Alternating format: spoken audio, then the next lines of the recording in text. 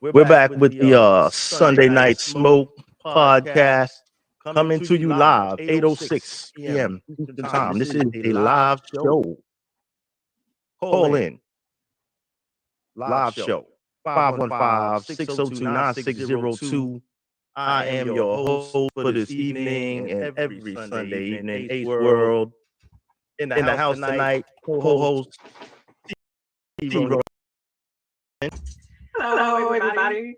All right. We pulling up in here. Yeah. Yes. All right.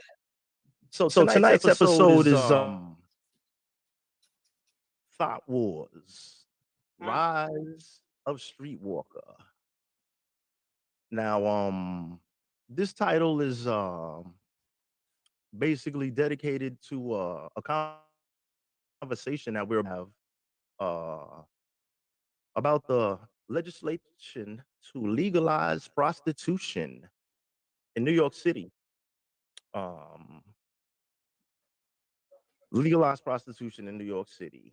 Um, and we want to know your opinion on it, whether you think that's a good idea or maybe not such a good idea. Oh boy. Me myself, I don't think it's such a good idea, but who am I? I don't think that's a good idea, but we're going to elaborate on that in a minute. Um, we're going to listen to a short video clip, and me and Roni, we're going to have a conversation, a quick dialogue about this. How do all right? You down with that? I'm ready. We're going to do that, and then we'll get to some live callers. So call the hotline 515-602-9602. We'll get the callers in queue. We're gonna go into this real quick, and let's see what we got here. Yeah. All right, hang tight. Let me cue this up. How was your weekend anyway? It was good. It was good. How was yours? All right. Beautiful day outside. I know. It's hot today. Yeah. Enjoy the weather. Let's see what we have. Can I cue this up here? Yeah, let's see this. Let's see. Where we at right here? Damn, I hate these technical difficulties. Rise of the Streetwalker. Wow. Yeah. We're gonna talk about this. I don't know why this is not. Okay. I see what I did wrong with this. Oh wait, hold on. I messed up this. As usual, my technical skills are semi trash, but I'm back in the game. For those who are like me, who are a little bit like jaded on what thought is. Oh, not. Oh, yes. Tell us. You know what it is? I mean, how do you feel about that word? Is that offensive? Like, because slightly. If you're dealing with prostitution, there's definitely thottery involved. Yeah, I do get it. From what I understood, thought was those hoes over there or out there. Am I correct? Yeah. So if you're a streetwalker, you out there. Yeah, but I heard that it's not the same if you are like, you're just. I can't. I didn't make up the words, so I can't really. I thought it's a girl who pretends to be something that she's not really. I don't know, but that's all. I guess that's all under a huge umbrella of Thought Wars. Yeah. Got it. That's under a giant umbrella. You know what I'm saying? Let's get into these thoughts. Prostitutes getting pinched by police, prosecuted for plying their trade. But advocates are fighting to end America's prohibition on prostitution. There's no disagreement that I'm aware of that people in prostitution, primarily women, should never be criminally prosecuted. Zola Bruce agrees. Zola has an Ivy League master's degree, teaches at John Jay College in Manhattan. Oh, and works in the sex industry. I do bondage, submission, dominance, masochism, sadism. Sex work is like many other jobs. Some people love it, some people hate it. But where Zola sees sex work as economic opportunity, others see exploitation. I think the term itself, sex work, is a little bit problematic because it really just sanitizes what's going on here, which is the sexual exploitation of women's bodies. She's hoping for a crackdown on sex traffickers and others. Pimps and Johns have long escaped with impunity for all of this. If we're going to criminalize our patrons, then that's just going to push us further underground. There's a difference between adult consensual sex work and a sex crime. And I think that unfortunately people constantly are conflating the two. Zola's pushing for full decriminalization of the industry. Right now, it's only legal in Nevada and brothels in a couple counties. In 2018, when we visited the Bunny Ranch, the brothel made famous an HBO show Cat House, critics had put the question of legality on the ballot. This is really modern day slavery. The illegal sex trade and the legal sex trade are inextricably linked. We know that that wherever a jurisdiction legalizes prostitution, that the incidence of illegal sex trafficking skyrockets. But the late Dennis Hoff, self-described pimp, argued his 4 brothels had a $10 million impact on the local economy. And Ruby Ray, who then worked at the Bunny Ranch, told me her job as an independent contractor gave her financial independence. I as much or as little vacation time as I want. I can take care of my own health insurance. Their argument succeeded. The referendum failed. Now, Congresswoman Tulsi Gabbard, Vice President Kamala Harris, and Senator Elizabeth Warren are speaking in support of ending penalties for prostitution. For me, it's about just making sure we have the right tools to prevent trafficking. But I generally am of the view that people have dominion over their own bodies. Well.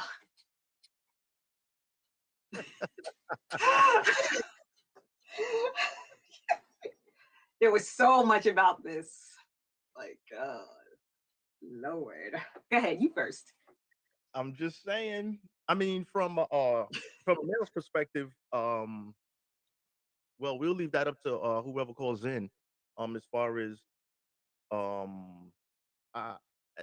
as myself, like I say, I don't want it to be too much of me, but I don't think it's a good idea. It's almost summertime,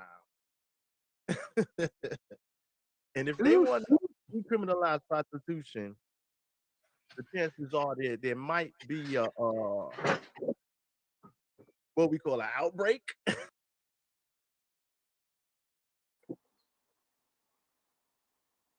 I'm here.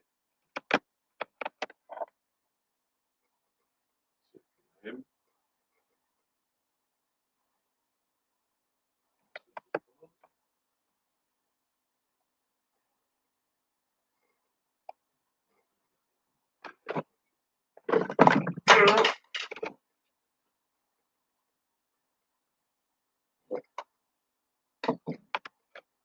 Yo.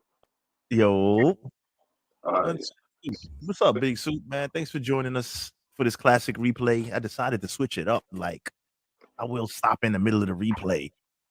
Have you been catch on the beginning? Did you get the info? Did you kind of understand what the direction of the story was, even though this was recorded early last spring of 2021? Nope. I thought there was gonna be some hoes up here. Well, yeah, that's kind of what we're talking about. THOT Wars, the rise of Streetwalker. It's definitely, well, let's be visually any hoes up here, but this was one of my classic radio shows from early last year. And I was just going through my old archives. My co-host was feeling under the weather tonight, so I just said, you know what, I'll run a replay. I'll run one of the fun episodes. So that's why that's kind of where we at with it. So, this is right before, I'll give you a backdrop. This is before summer last year when New York proposed legislation to legalize prostitution in New York. Yeah, I was around for that time. That was the dumbest fucking idea. Give us listen, give me your input on it, and then we're gonna go back in and we're gonna listen to the callers that call in and see what they say. So give me your take on that, Soup. Yeah, that is completely fucking stupid. I mean, I mean, it served no purpose. I say it as a man who vouches for myself. it served no purpose um, for trying to sway um, sway the young mind away from that lifestyle. Because it's just going to glorify. This is going to glorify a new trend, a bad habit, and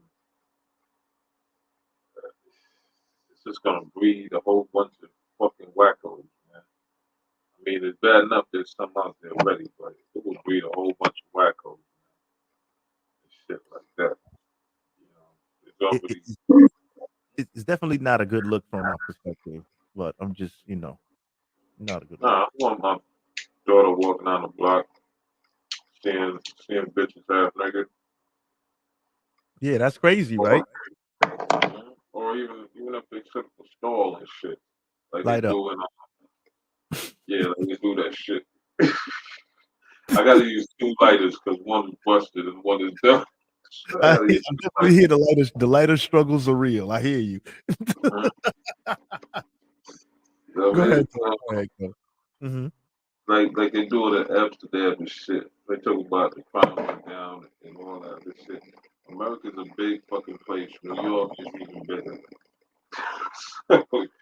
Yeah, Much bigger. you know what I mean? You're bringing in extortion, you're bringing in kidnapping, because, man, I gotta put it, man, you have Traffic. way more sex trafficking. Yeah, you Mm-hmm. have way more sex trafficking legalized in America. You know what I'm saying? Because now, yeah, you just have way more sex trafficking with young girls and shit, And Crazy. in their eyes, it'd be like the drug, the drug war in the it'd be like the drug in the late, started to bring, they bring the stuff in the 80s and 90s and shit like that. Oh, the Man. crack. Yeah, Your mic right. is going a little bit in and out, but I can hear you. Go ahead. Mm-hmm. Yeah. Make sure my mic is good. All right. Yeah, it'll be a situation like that where the big drug dealers got hip to the game, figuring they're not gonna lock the kids up Yep. and shit like that. And that's what it's gonna turn to. They're gonna say, yo, send the little bitches out there, we're gonna get the money. They're not gonna tell on us. And we're Yep. gonna get the money. And then we don't gotta pay, we ain't gotta pay for bail or no shit like that. It's just gonna be one of those situations. Because wherever it's legal, niggas gonna want to get it illegal and, at a lower rate where there's no taxes. Exactly. Like they fucking cost. Exactly. Check it out. Hang tight for 1 second, right? What we're gonna do is I'm gonna mute your mic and I'm gonna mute my mic. Hang tight for a second. Let's hear some input from some of these callers real quick, right? Actually, yeah, hold on. Let me see. I'm gonna mute myself so it comes in clear. And you can I'll leave you unmuted. Let me run. We're gonna hear what some of the callers had to say.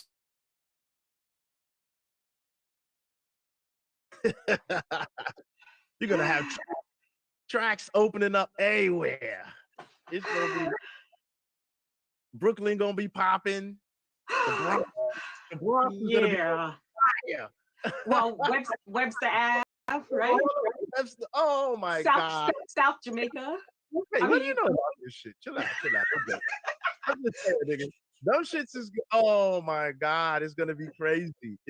And it's so crazy that every regular civilians people know about it. That's how crazy it was back in the days. Yeah. So you bring Giuliani in office, he cleans up the joint. Yeah. Quality of Living Act. Get all those Negroes off the corner in front of the bodegas, hustling, doing hand to hands. So the game had to evolve from there. Clean up the industrial area prostitution known sites in the Mm. nighttime, in the evenings, like Brooklyn, Bronx, some of those places Yes. where you just don't want to have a lot of people congregating outside at one time, loitering and things of that nature. For money. Well, that's a whole other story. Well, how do you Getting feel cards with strangers. how do you feel about sex workers in general? Well, I just wanted to laugh about the lady who she said that she pays her own insurance and she does her own hours. I'm like, well, I hope you got top-notch insurance, because that is something else. Okay. I mean, I hear what they're saying. I mean, let's say on the plus side, women in charge of their bodies, doing what they want. Mm-hmm. It's liberation. Getting paid, right? Getting the bag for it. Getting the They bag. don't have to be at the strip clubs now. They can just sell from their house, because everything's online now, right? So online. What's have we had? I can't put those websites on blast, but we had those. They shut them down, some of them, but there's a new one. I can't promote. Damn, I would like. Don't say no names.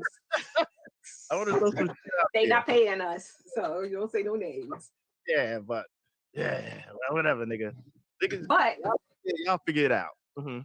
I agree with you about summer, and they're saying that like decriminalizing it will allow people to do it safely. What up, Cincinnati? I'm just I'm bringing you in a panel. I was in the middle of airing a replay, right? But when Big Super Big Super came in, it was like, "What's good, man? Fuck you doing with this rerun?" So I'm like, "All right, we're gonna do something different," because my co-host was sick. So I'm like, "All right, let me just run a rerun and just keep something on the board for this week." But so Big Soup pulled up. It's always a pleasure to have the fellas pull up. So I'm like, you know what? We're just gonna break it up. I'll break it up in between the viewing. We talked tonight's topic was Thought Wars, the rise of Streetwalker. This was a radio show that I aired early last year, when they presented legislation in New York to decriminalize prostitution. So I was like, wow, summer's right around the corner, and here we go. But the catch to this whole thing was they were not going to criminalize the women. But if you're a man trying to go purchase the services that they're saying illegal to sell, you will be criminalized. That shit was crazy.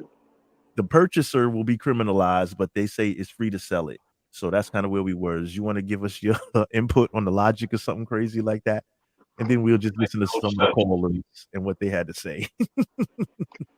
Shit make no sense. It's nuts. That don't make absolutely no sense. Yeah, how the bitch could sell it, but I can't buy it. That's dumb. And there's no way, when it comes to the sex trade, there's no way of doing nothing safely. You know what I mean? Niggas always gonna want to spend a little bit more just to go raw. And bitches don't be greedy and let a nigga go raw. You know what I'm saying? Oh my gosh, man. Yo. Oh man. One nigga that I know that ain't buy some pussy that he like, yo, give me a extra. That's crazy. That's probably not a good look. In wait, hold on a second. Let me bring this up right here. Warning, opinion ahead. A viewer judgment formed about something necessarily based on fact or knowledge. So I just wanted to put that out there. So we're gonna bring this back up to the stream, like bam. Based on my facts. Based on the world of Big Super, y'all. Shout out to Big Super, man. The facts based on, please do not follow his advice. That's man. Oh man. Oh man, shit is wild, man. Like when I was there in that time. I was reading the paper when they said that shit. Niggas was all happy and shit. Yo, I said, nigga, can you not read? It said it's gonna lock you up for buying this shit. Yeah, just read it's okay to sell it, and they was like, "Well, I'm gonna go buy a bit," and they was like, "Wait, you gotta." Niggas is mad hype. And they didn't finish reading the article. They just hear that pussy's gonna be legal in New York. I'm like, did y'all niggas read the full article, nigga? It says you can't buy it. She can sell it, but you can't buy it. And shit Crazy. like that.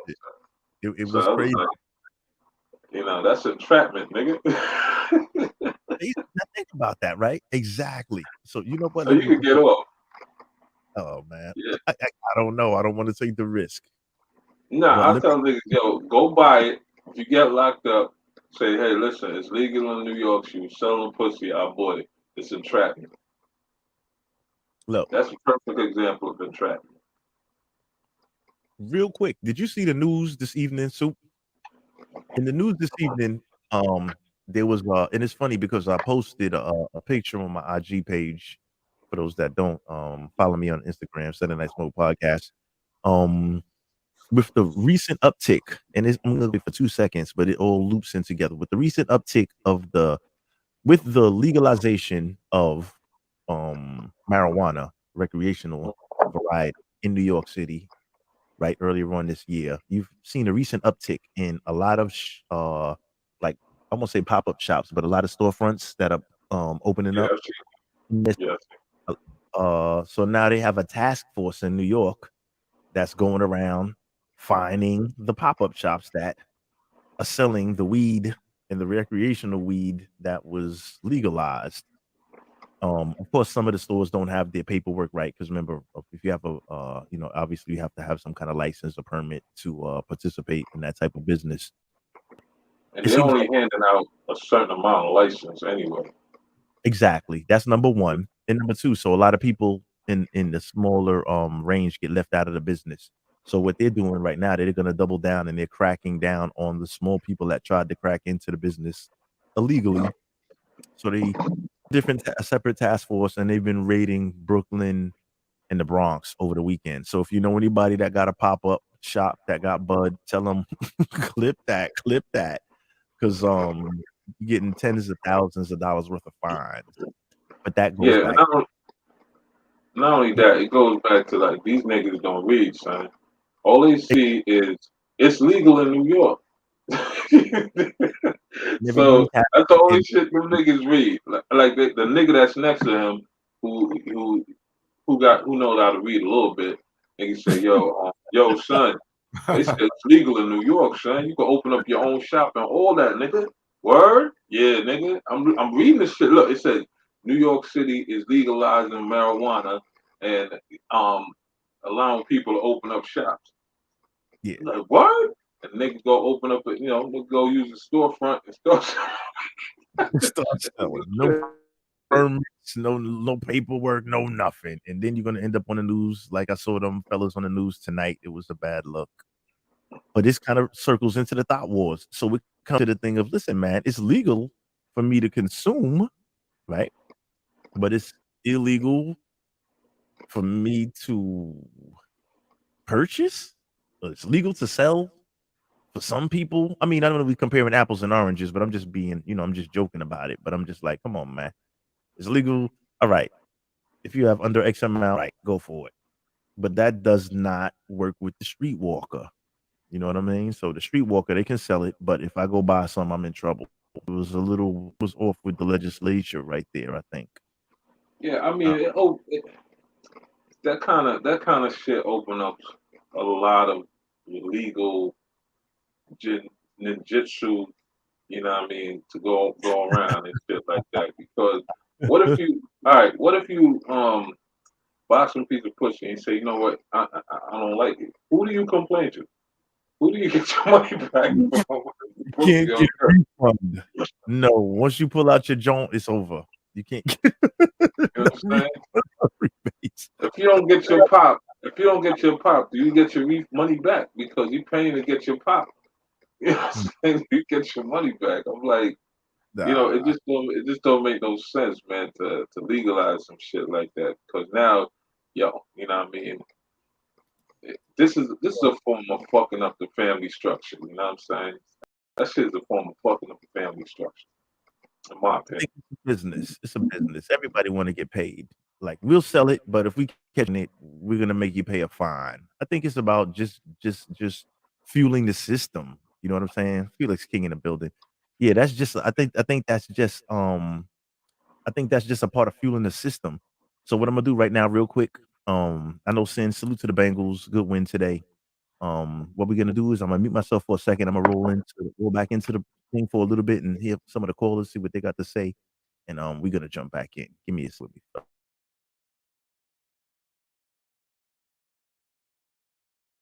But that still means crime, right? I mean, that might increase rate. Check this out. The men are gonna be held. See, listen now. It's gonna be okay for the women. Call in live. This is a live show. This is live. Call in 515-602-9602. This is a live show. From what I'm understanding, the men will be arrested and Right. criminalized. Right. So it's more like I don't know. And this is why I feel like sexual violence will go up, because men, if they pay for it, they're going to be they've been paying for jail. it, right? So it's not like, well, nah, you got to think about it, because if I'm gonna pull up, I'm not saying I'm gonna pull up. I'm not pulling up, but I'm saying if it can happen to you, it can happen to me. Yeah, like, if I pull up, right, I'm not thinking about violence. I'm trying to beat up the cat, but I'm not trying to. I'm not thinking about literally. But if you get caught by 5-0, then it's like, okay, well, you. Then I'm arrested, and she gets to just keep it moving. Yeah, they'd be like, "Have a nice day," and then the guy will get mad because he's like, "Yo, I'm doing what." I'm just doing affirmative action hiring. I'm hiring, like I'm Amazoning over here. You know what I'm saying? Like, you know what? I'm trying to create jobs. Look, exactly. Get them off welfare, get them on the track. Oh, Lord. Get them off the system, get them on the track. Not all the women are prostituting because they're on welfare. It could be drugs.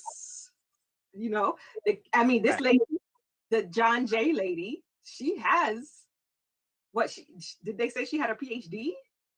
Sound like she was a professor. She is a professor. And No, go ahead. Mm-hmm. And then she still is in the sex area. They didn't really say what part, like what she does, what's her occupation, I guess. I don't know. Mm-hmm. How would that look on monster.com? On the track? Well, you just got to list whatever tracks you work on. Right. Get your, you know what I mean? Get it up. What's the minimum wage for, being on the street? Is it? It depends. All rates negotiable, but that's all the story. Hold up. Let me pull up another one. This is crazy. We're gonna see what this do. Hold on. Let me go to the fucking caller. Yes, please. Let me see what this is. Hold on. I don't know what this is. Hello? Hello, you're on live. Sunday Night Smoke. What you got for us? That dong. Yeah, baby's okay.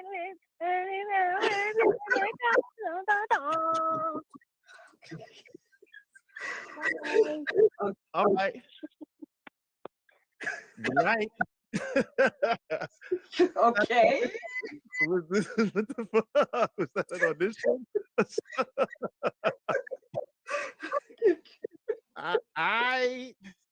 She likes thongs. Yes, I think she's pro decriminalization. Yeah, she's definitely. Well, we got one vote for the decriminalization. Okay. Hold on. Let's see what else we got. Let me see who else we got. One here. 917-331. You on live? Sunday Night Smoke. Give me that smoke. What we got? Decriminalize. How you doing? Good. Is that a good idea or a bad idea? How you doing? Good evening. Happy Sunday. Talk to me.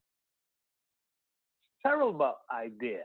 is this is what they constantly doing. Everyone is just making that nobody's responsible for nothing. This is the double standard they want with the joints and stuff, so that they're never at fault.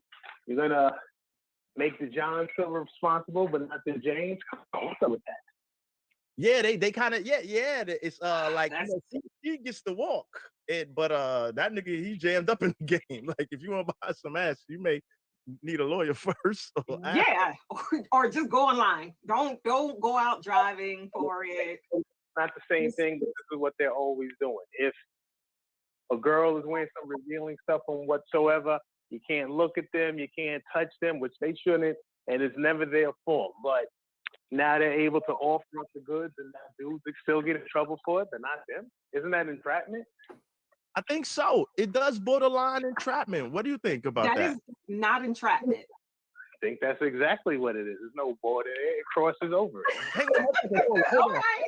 Look, hold on. Hang on one second. Now check this out, T. Ronnie, listen here. Ronnie, listen here. Right? This is kind of on the level of have the crack house open. That shit is open and running. Work is pumping in and out that. They got live shit in there.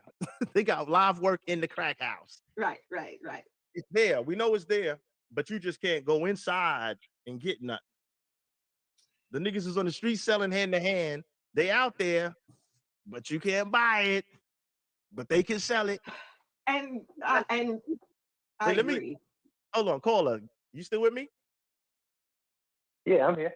Talk to me. Is that so? That's kind of on the borderline of entrapment. That's like if police puts they used to have like a sting, some kind of sting. Like you remember them shits like on ABC, like a nigga that set up some shit. But that's a different story. Anyway, like TNT. It's a sting. TNT. Undercover female officers looking hot with a fatty, looking crazy out there. Well, that wouldn't be entrapment. Well, I guess that specifically would be entrapment. But if a girl's out just trying to sell a thing. Ronnie, listen, let him shine. Go ahead. What do you say, Paula? What's your opinion? Because it's not all about how we feel. Let this nigga, what he do. Go ahead. It's the same thing. We saw that episode on Cops where they would have an undercover sitting in the car, driving up to that stroll, letting dudes approach or whatever. And as soon as they offer the amount they want to pay, that's what made it wrong. It wasn't the fact that she was offering the goods or whatever. And it's just like you just brought up with that whole drug thing. How many times we saw that? Everyone said the system was filled with who? The users and the abusers, not the actual stuff. Why was that okay? Yeah. Why was it okay to grab all the dudes as they was buying, get the dude who bought, get the dude strung out on the corner and stuff, but they never went after the hand-to-hand man. Facts. And that's some ass backward shit now. That really is. Now check this shit out. Now listen, I can't get on. But that does kind of make sense. So along that line, right? We have but what if this is being pushed by politicians? Of course, they gotta tax it. Check now. Listen, I have one more piece for you, right? I want to just play one more clip. Caller, hang on, just hang out with us. You got a minute? I got a minute. Come on. You sound logical. You're reasonable kind of guy. Let's see this right here. Here we go again. What we got here? Let's see. My tech skills are trash. That's like the moral of the day. Because that's crazy. Like, that kind of is working against what Push Wednesday after Manhattan. Okay, it's a really important day. The movement to decriminalize sex work in New York got a big push Wednesday after Manhattan District Attorney Cy Vance announced that his office will no longer prosecute prostitution and unlicensed massage. DA Vance, appearing in a virtual hearing, moved to dismiss 914 prostitution and unlicensed massage cases, some that date back to the 1970s, as well as 5,080 cases of loitering for the purposes of prostitution, all in line with the office's new policy, which follows New York State's repeal of an anti-loitering law widely known as the Walking While Trans law. In many of these matters, vulnerable people have faced significant collateral consequences and live even now under the threat of being detained based on pending bench warrants, the DA said before a judge Wednesday. I think it's fantastic to have them to have the DA's office listen to people that are impacted and to listen to advocates. Abby Swenston, staff attorney with Legal Aid Society's Exploitation Intervention Project, which represents many sex workers, says while she welcomes the change, a lot more needs to be done. What we'd like to see is we'd like to see the NYPD stop making arrests, and then we'd like to see the state decriminalize prostitution. That movement has gained momentum in recent months with Mayor de Blasio's backing. Put the focus where it should be, on the traffickers and those who profit. And while the Bronx and Queens DAs have moved to dismiss prostitution loitering related cases in response to the state repeal, Brooklyn District Attorney Eric Gonzalez is credited with moving the needle, announcing earlier this year that his office will no longer prosecute prostitution related cases. I'm Andrew Ramos, Pix 11 News. Everybody go to Brooklyn. Pull up.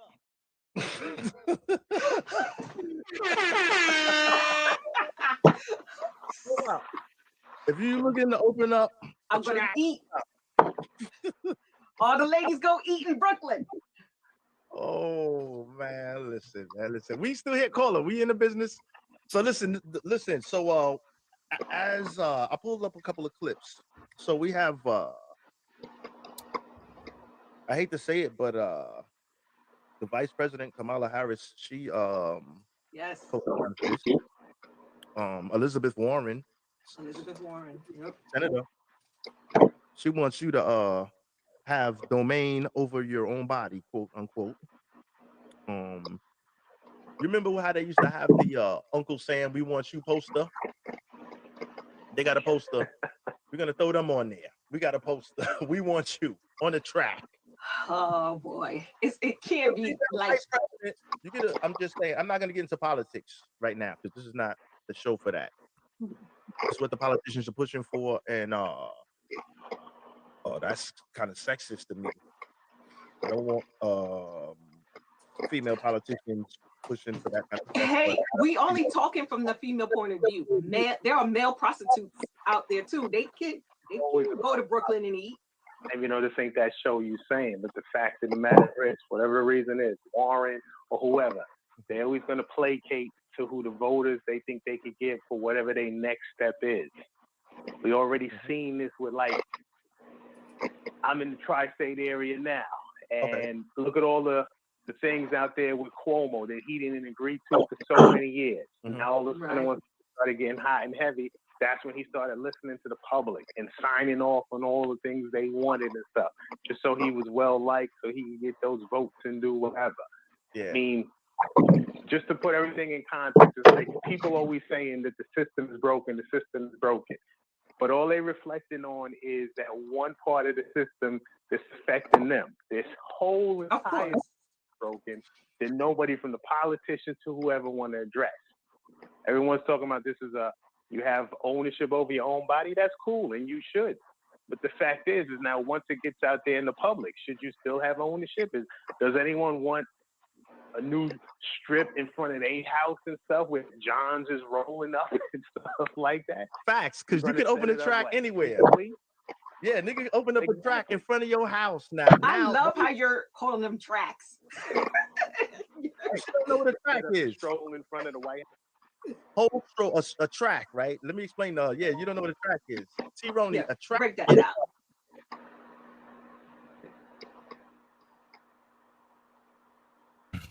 Let me pause this conversation just to salute everybody in the chat. Romy Rome, OG Classic Jones.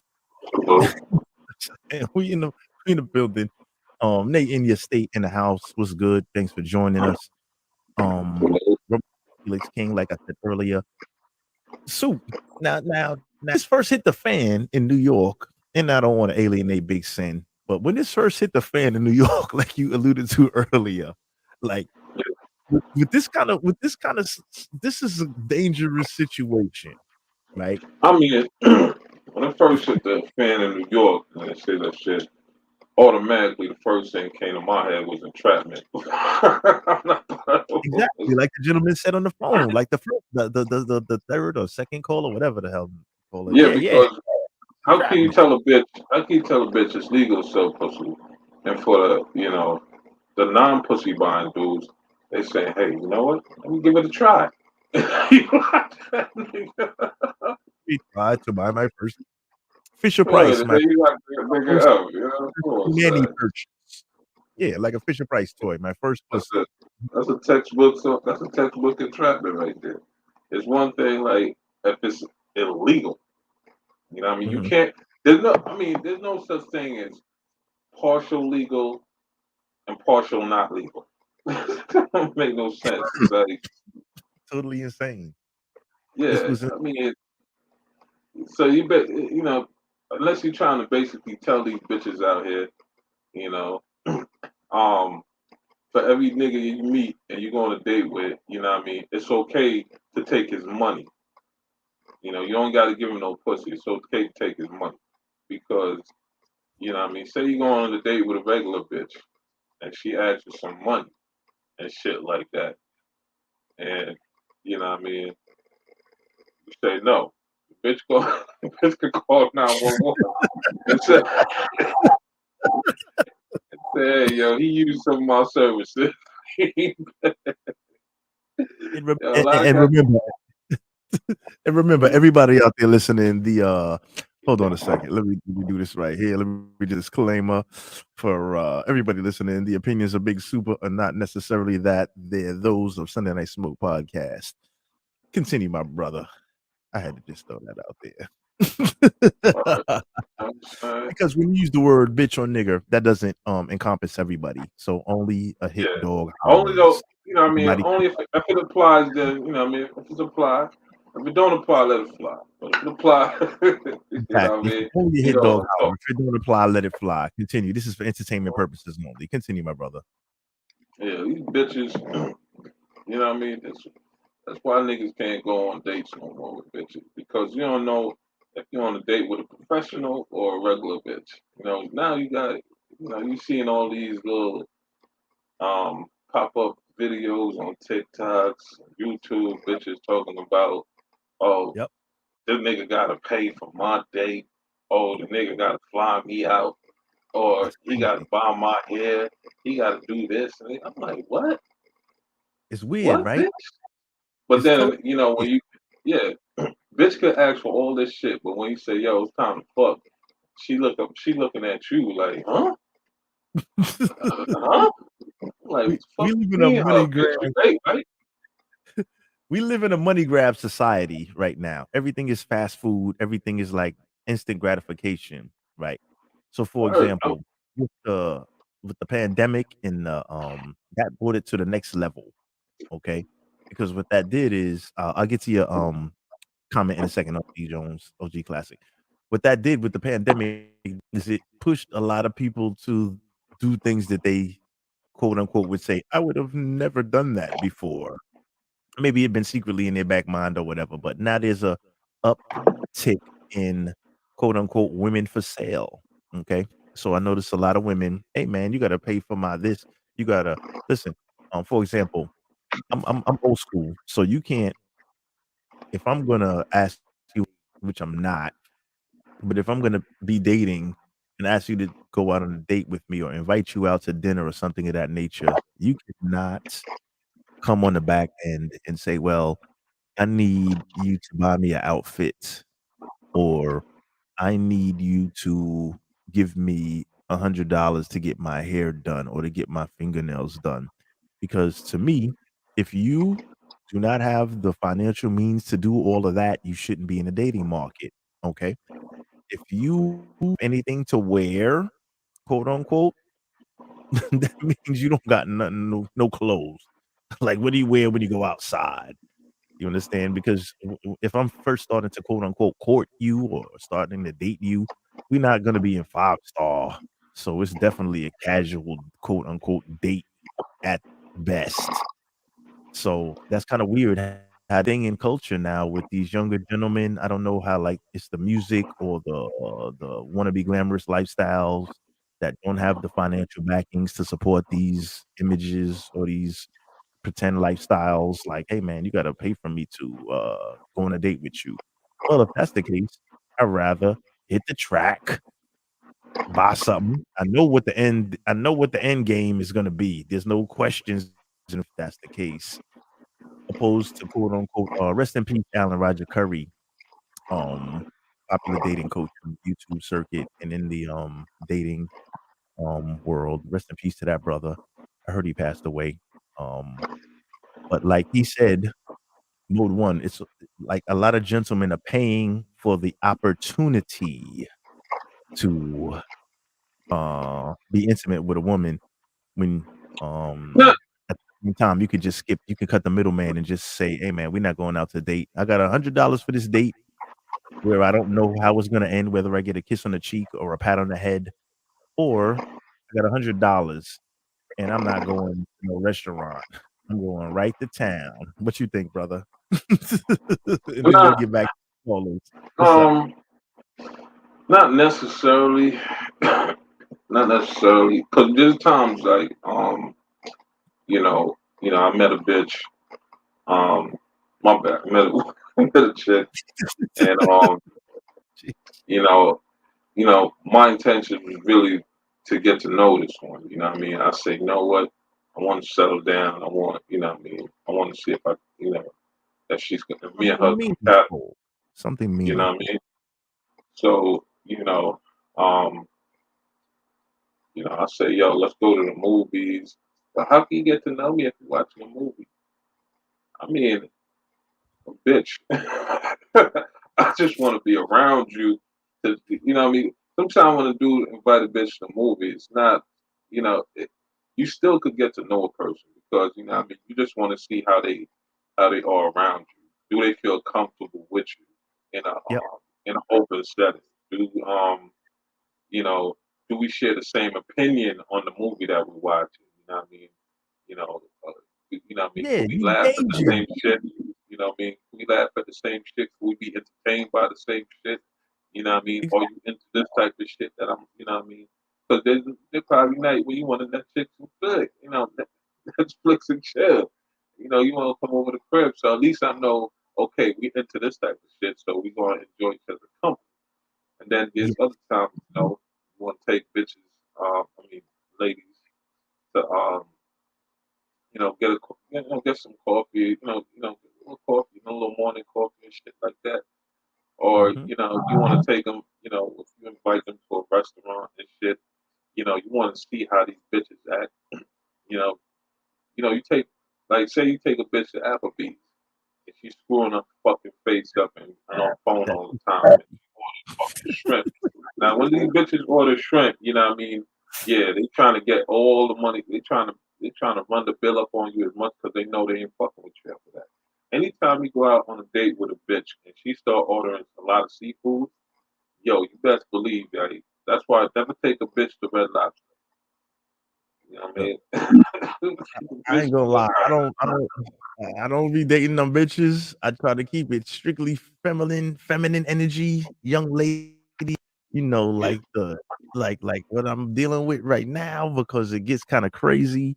But well, let me say, like for example, let me hold on. I don't want to. I don't. Let me not neglect the chat.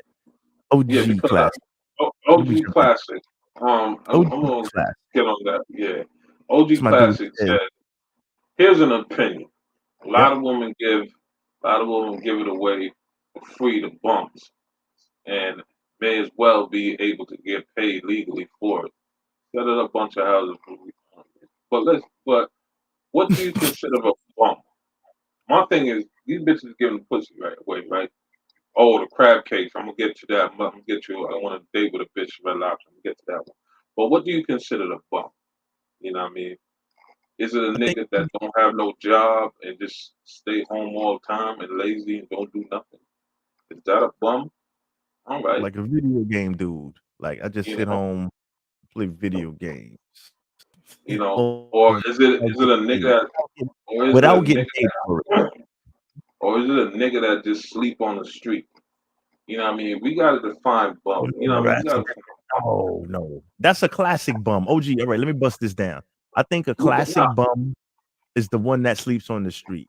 OG, I know you're still in the building. Let us know what your response is on that. I think because the classic no, bum because this is what I'm sleeps. trying to get at, right? This is what I'm trying to get at, right? Mhm. Because you know what I mean, the nigga that spend a mad money taking these bitches on luxurious dinner outing and shit like that, right? I saw. Mm-hmm. And the nigga that take a bitch to like a McDonald's or you know what I mean, Kennedy Fried Chicken and get some wings and shit, they both getting the same pussy. You know, it doesn't matter. They both gonna get this. They both gonna fuck the same This is bitch. the raw uncut. Yeah. You know what I mean, they both gonna fuck the same bitch. So does that make the bum nigga equal to the nigga that took the bitch to a fancy restaurant? Or does that make the fancy nigga a bum nigga for fucking with a bum bitch that fuck with a bum nigga? I think it's both. You know, I think it's both. And then the thing is with these bitches is, if you a bum nigga, you know what I mean, you gonna fuck her. And if you a nigga that money, you gonna fuck her. Because this is what happens, right? If you're a nigga that's out there making money, you don't have enough time to spend with her. So who's around? That bum nigga, so she can spend with. That's why you see a lot of niggas. That's why you see a lot of niggas trying to kill these bitches, talking about I bust my ass, I work fucking 40 hours, this shit I work fucking 12 hours, 15 hours, I got 2 jobs to support you, put clothes on your back, and you out here fucking with some bum ass nigga that ain't got nothing going for that nigga self. That mean you did too much. So I couldn't call nigga a bum because you know what I mean. Because we both fucking the same bitch. You know what I'm saying? It's just that bitches cannot be satisfied. A lot of bitches just can't be satisfied. You know, they want all. They want it all. They want a man that goes out, work hard, make the money, and come home. Show them affection, love, and all that shit. Want loving and all that shit. Want to go here and all that. These bitches want to go all these places, but all these places cost money. Yeah. And you gotta go out there and go make that money to take these bitches to these places. You know what I'm saying? Now you definitely got to do that. Now, if the bitch had a job herself, you know what I'm saying?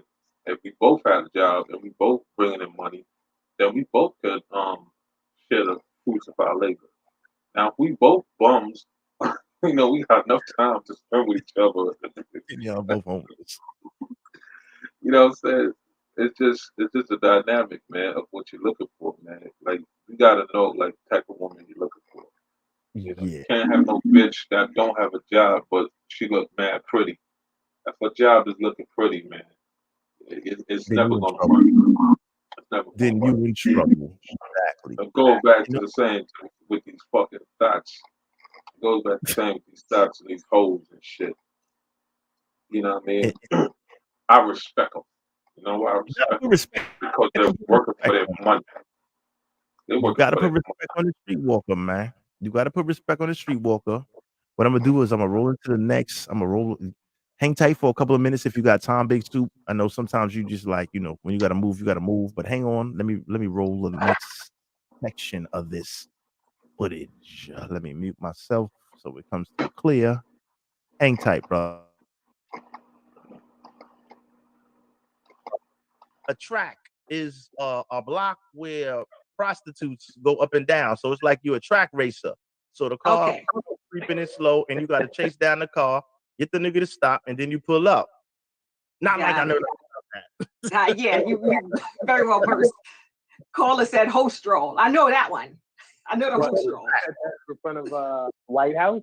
I'm sure once they do that, then it'll be, well, you know what? We got to change this. We got to change it. We got to change it. Why'd you start it off to begin with?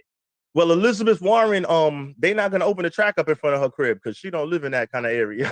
But I don't know if you've seen in front of the White House, like if you go like 2 blocks from the White House, they are already out there. That's the niggas that live there. That's how raggedy that is. Those are the locals.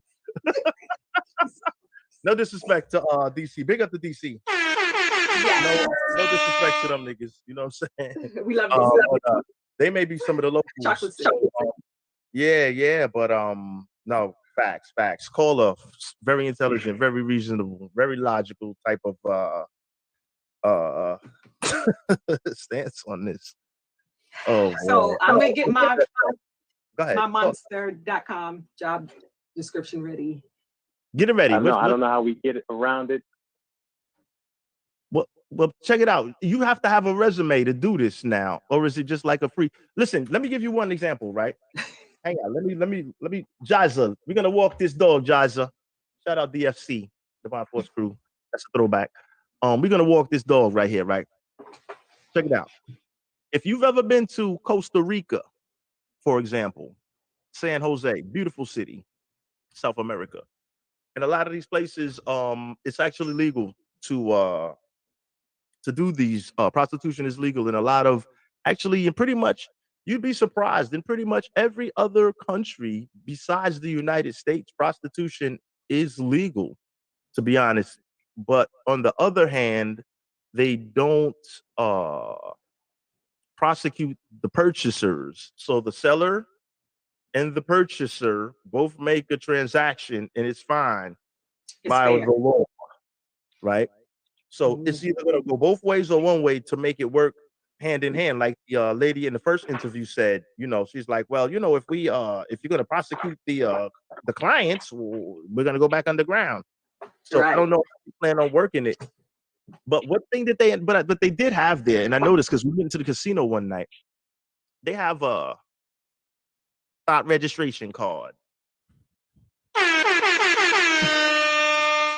It's a card where you have to be registered to be a THOT to sell ass. Or should I say, there's two different terms. If I get 9 punches, do I get the 10th one for free?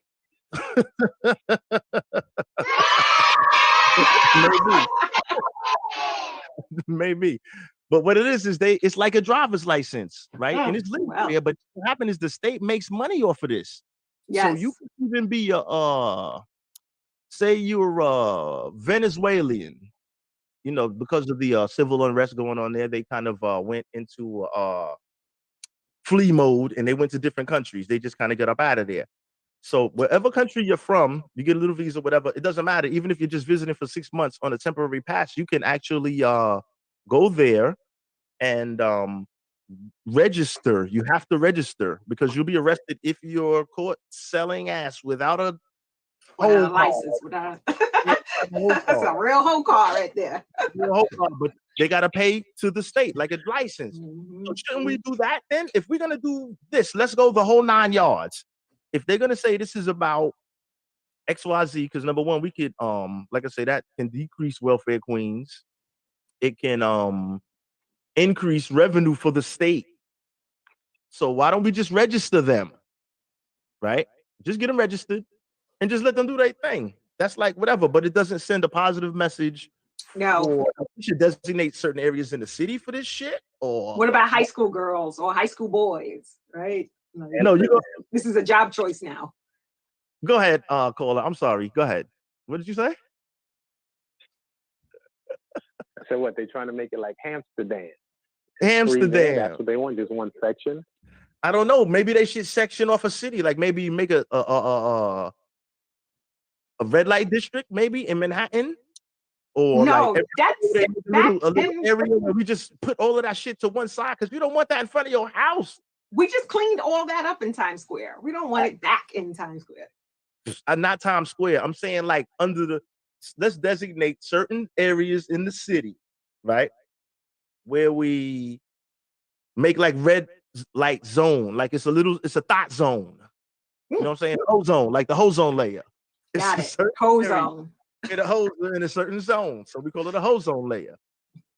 If we make a certain ozone in certain sections, it can be maybe a little controlled a little better. Like have maybe but you have to work in conjunction with the sellers and the purchasers. Like they have to legalize both in order for the shit to work smooth.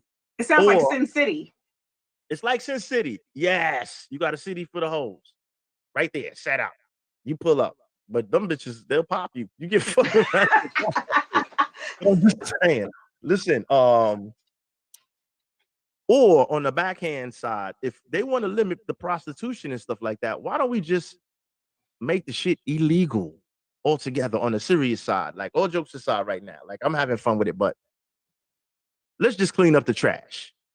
Straight up, clean up the trash.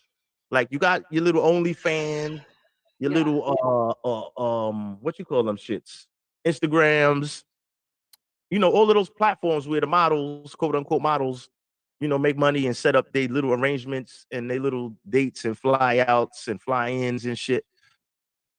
I think that's good. They good with that. You don't need to be out there on the street. Like, you know, you're gonna have a whole bunch of old hoes on the street that ain't got the internet. It's the bitch that ain't got Wi-Fi.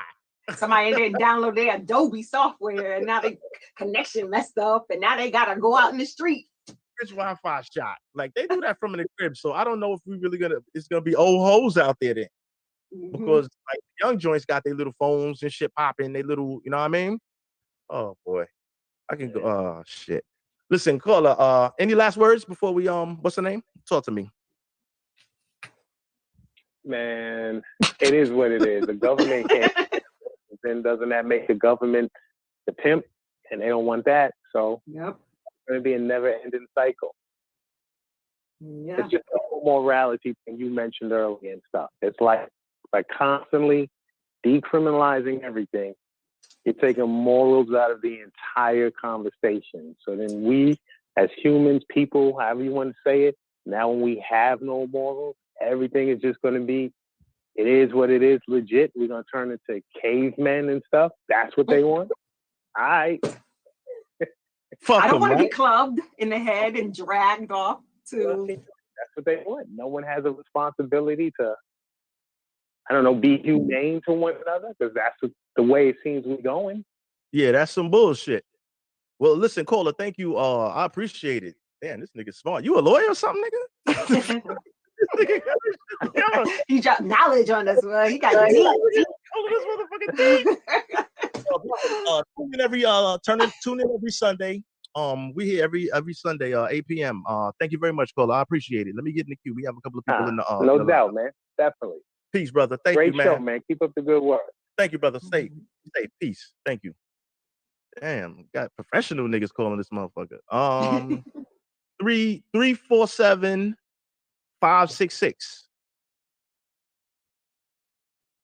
347-566. Hello, you live. Hello. Stop Wars. The rise of Streetwalker, decriminalizing prostitution in New York City and several other major cities in the United States. Good idea or bad idea? What do you think? Hi, guys. I think it's a good idea. I think that it should be decriminalized because, you know, people are going to visit prostitutes, whether it's legal, whether it's not legal, whether you think it's moral, whether you don't think it's moral. People will visit prostitutes. My whole concern is that a lot of the prostitutes are being sex trafficked. They're not in control of their own bodies. They're working for someone else. So with decriminalization, if they can find a way to really divert those funds to getting these women out of basically slavery, then I'm all for it. Then we can have a real open, honest discussion about women who actually want to be prostitutes and doing it for their own benefit and not doing it because they're being beaten, because they're being abused, because they're underage. Facts. I hear you. And that's a good point. That's an excellent point. Like, because it's a choice. You know, you want it to be by choice, not by force, basically, is what you're saying. Exactly. And overwhelmingly now, a lot of these women are doing it by force.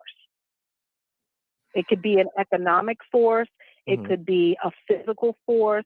But a lot of the times it's not, you know, it's very glamorized on certain websites, escort websites, semi-pornographic websites. So you see the best face of it. But the reality of prostitution is not that. The reality of prostitution is that the woman involved, you know, when she leaves that room, the majority or all of the money is going to someone else. and that's not fair. Yes, I understand that. Like, as far as you mean, like the traffickers and the pimps, like Absolutely. as with And that's the Mhm. Continue. I'm sorry. and that's the majority of the game. The majority of the game is not this woman who, makes a decision and she's empowered to make that decision and she decides she's going to make this money and that money goes in her pocket. That's not the majority of the game. We got a lot of lawyers on here tonight. They're underage and are taken advantage of and pushed into this, for lack of a better term, profession against their will, and they get no benefit out of it. Sex trafficking is a huge problem in the United States. We just don't see it. There was a little Instagram. There was an Instagram post by a stewardess who works on an airline, and she was detailing, when you come on the plane, why they always say hello to you right at the door. Part of the reason was because they're sizing you up to see if you are capable of helping out in an emergency. But she said the other reason is because they're looking for victims and perpetrators of sex trafficking, because they do see that quite often. Right. So when they say, so it's a bit. Continue. Go ahead. Continue. Go ahead. No, you guys, let me hear your question. Throw it out there. No, so like when you say, for example, I was just definitely sex trafficking is pretty much, I'm sure, what they're targeting, right? But if you want to I mean, I would figure that. What do you figure? Or let me pose a question to you, because I'm not Like, really, I don't feel that's the way to answer sex trafficking. Like, you do have that bigger issue of sex trafficking. And I'm sorry to cut you, Roni. The question I was posing to the caller is, because I don't have these stats in front of me, because I'd be a liar if I said I did. The question is, what is the percentage of what you would call maybe a freelance sex worker that does prostitution via the internet, where she makes her own contact with the person in her DM, right? Which goes on now. Yes, but I'm saying, but she's she's not probably working. Some of them work for somebody maybe behind the scene in a shadow thing. Is maybe caller. What do you think? Or what do you think is maybe the percentage of freelancers opposed to trafficked workers being forced into it? Like, because I don't have that information. What do you think? Well, thanks to Google, it says, let's see. Yeah, pull it up. 70% of, so it says this is across international borders each year. There's 600,000 to 800,000 people trafficked across international borders. 70% are female and 50% are children. The majority of these victims are forced into the commercial sex trade. There you go. That's a lot. And California is the #1 state for human trafficking. So, but is making it legal, does that mean that person who is trafficked getting that and money, which they won't? Trafficking. Hold on. Go ahead. Continue. Continue your point, and you pick up, Roni. Go ahead. Continue. Higher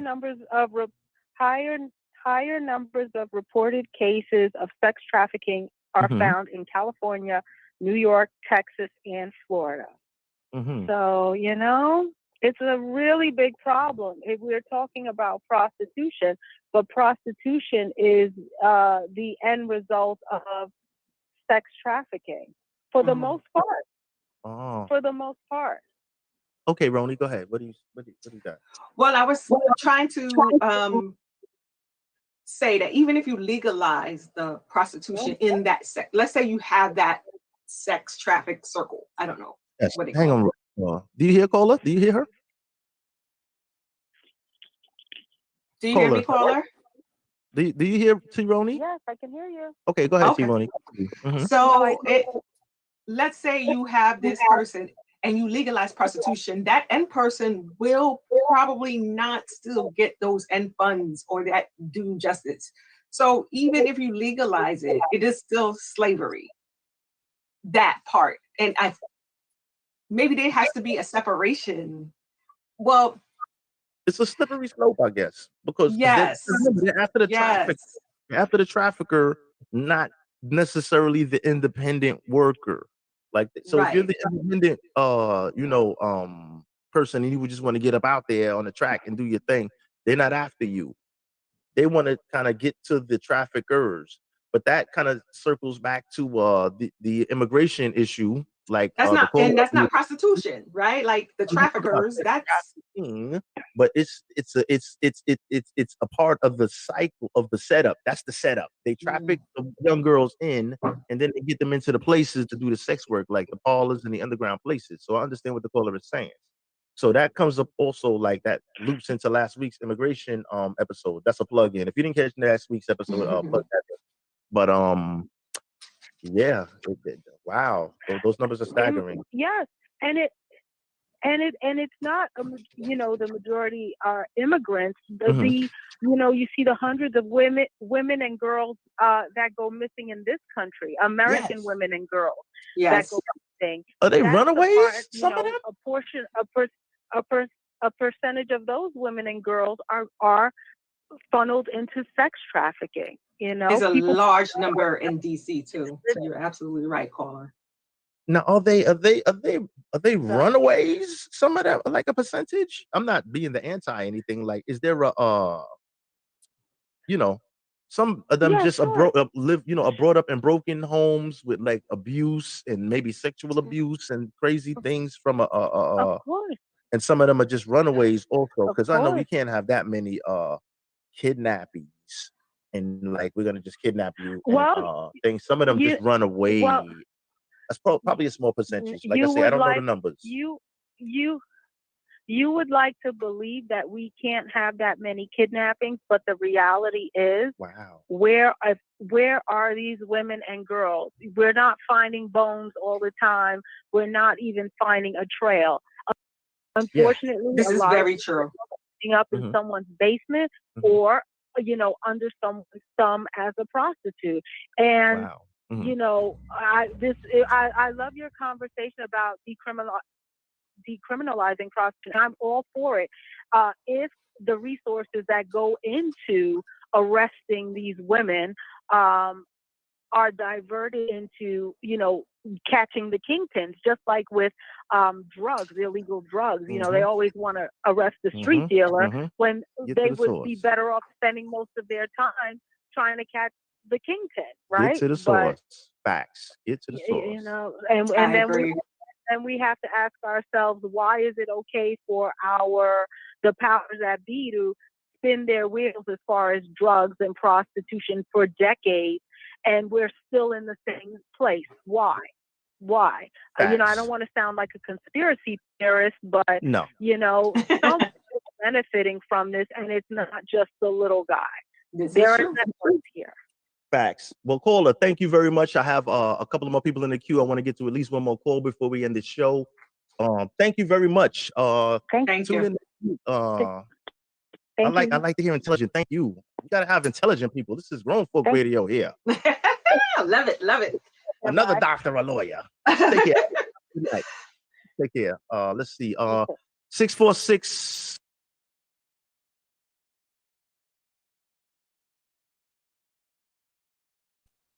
Yes, sir. Yes, sir. I'm back in the joint. I know it may be a little like, oh man, but it's a real interesting topic that a lot of, that I think is needed to be revisited a year and a half later, just on a humble. I want to send a shout out to Romy Rome. I wanted to address something he called out in the chat room, of course. Let's see. We're gonna hit this, bring it up. Morals have been gone. It's all about that bag for the government. So lots of people out here trading in morals for funds also, B. And I said, listen, you're absolutely right.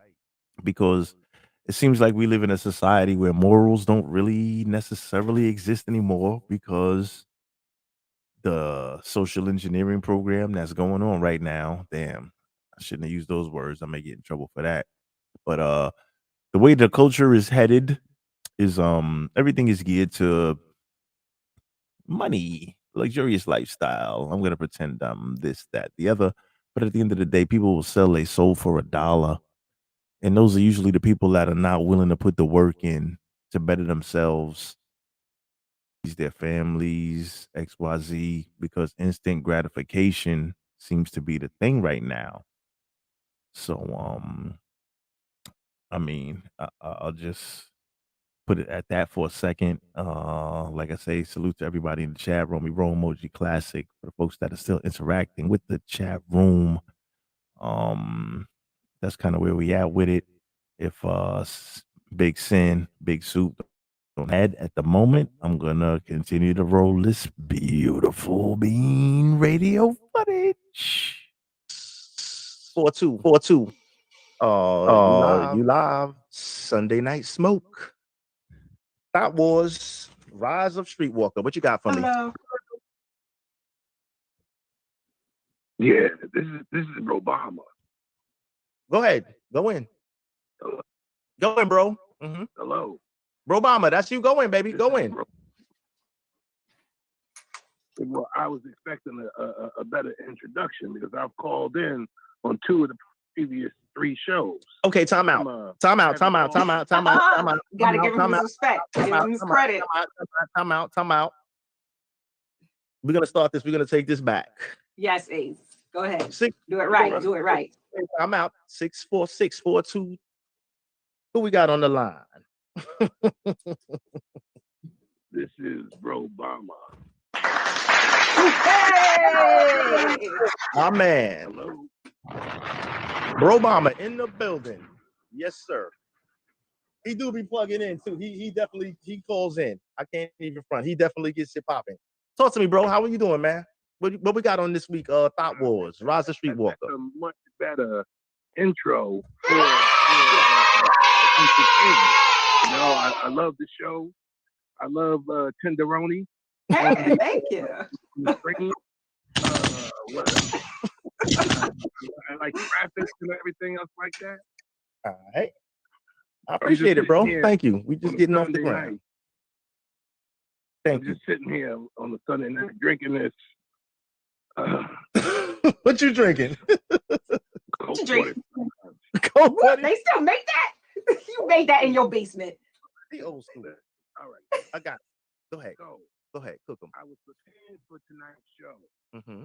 because I saw when you opened it, when you put the premiere up, and it said, and I said, okay, I'll finally get the sound off because I was very unhappy. I think it was 2 years ago.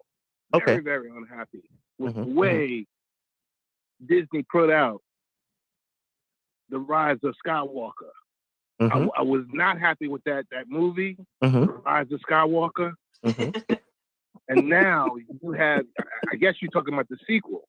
This is the sequel. The Streetwalker. Rise of the Streetwalker. She's gonna be on the track. She's gonna be on the track after they cancel her ass. That's a different show with The Rise of the Skywalker, too, that we have to talk about later. I don't even want the series, but that's another story. Trash. Trash. Where we at? We heard about Amsterdam tonight, legalize that, but let's see, baby. Criminal act. Legalizing this criminal act. Legalize it.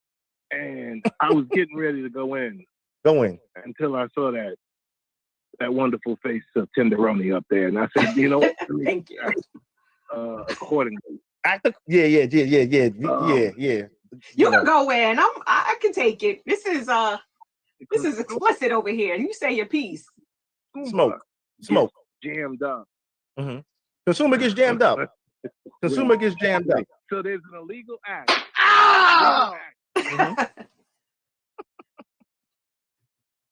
I'm not sure how, if the person is being forced into it, coerced, or whatever, OnlyFans, or just out there doing only whatever, or Instagram, or whatever.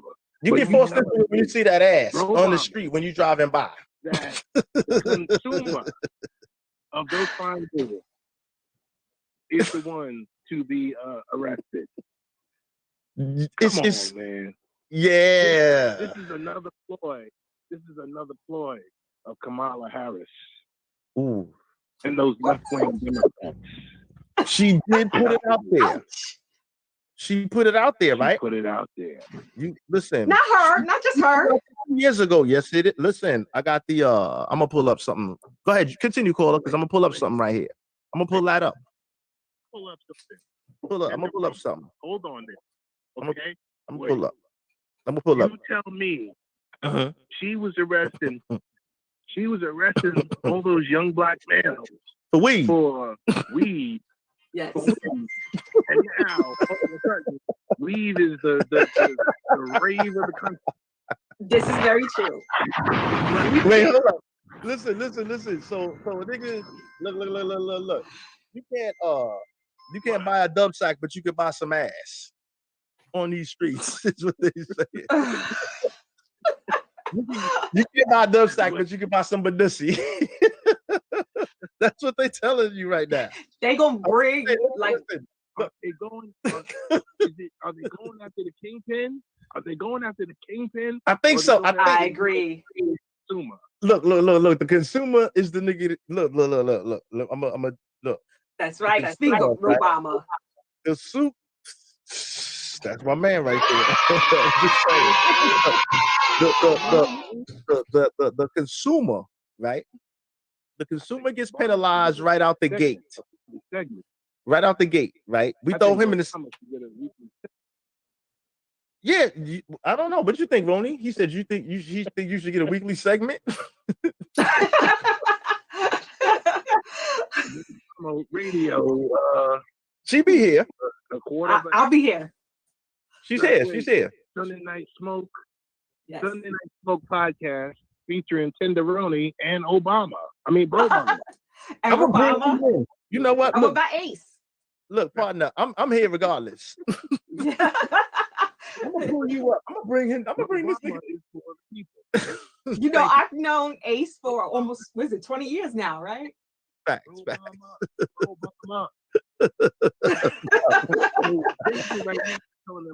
Keep hope alive.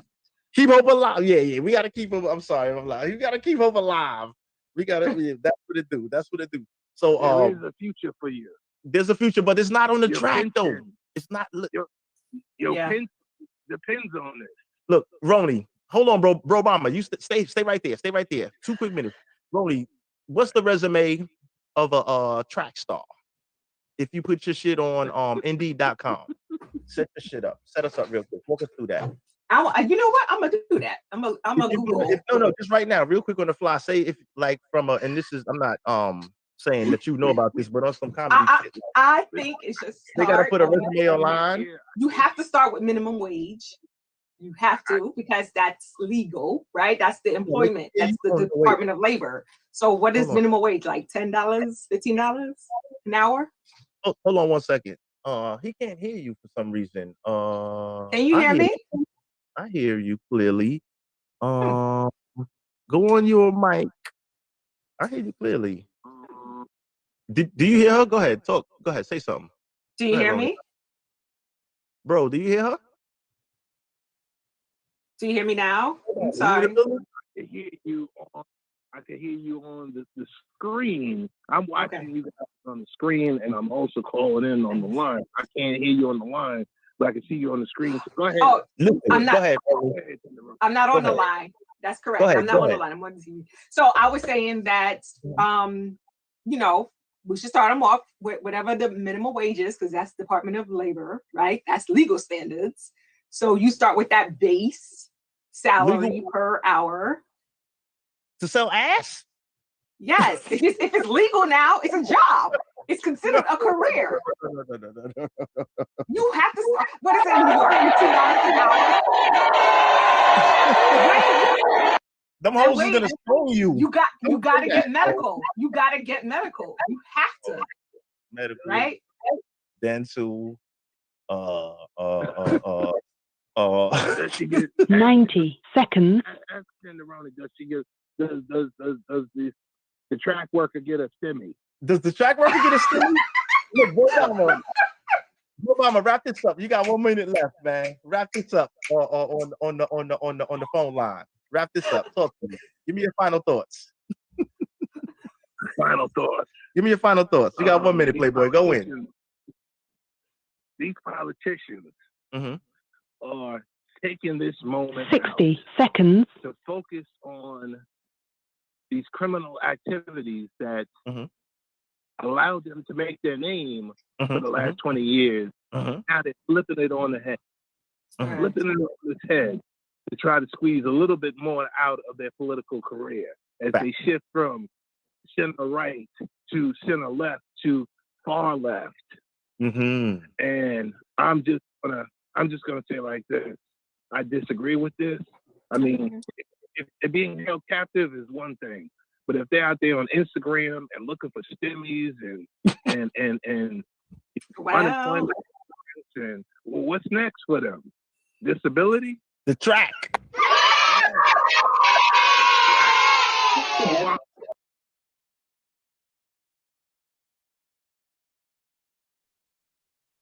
Here we go again. The track. That's what's left. Rome, let's get into this statement right here. Minimum wage is like $13. They finna be mad when the Jones come with $15 for an hour. They're gonna strike on that first day. And that's facts. I gotta definitely say, yeah, that strike, the possibility of a labor strike is always definitely omnipresent. Big Soup, talk to me, man. I think Sin is editing videos. Talk to me, Big Soup.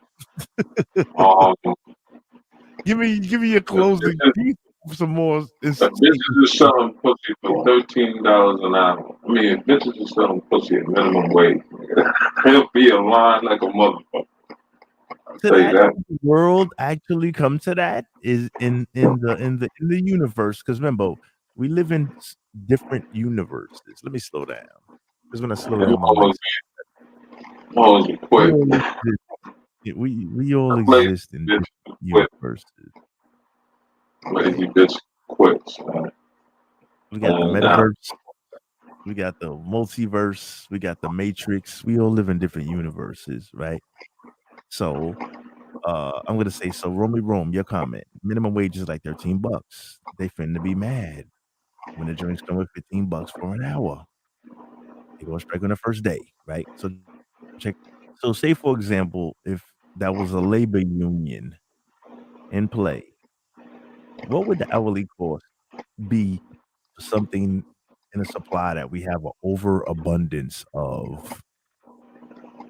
Quality seems to be the quality varies from user to user. I do understand that. But what would the average rate on an item, something like that?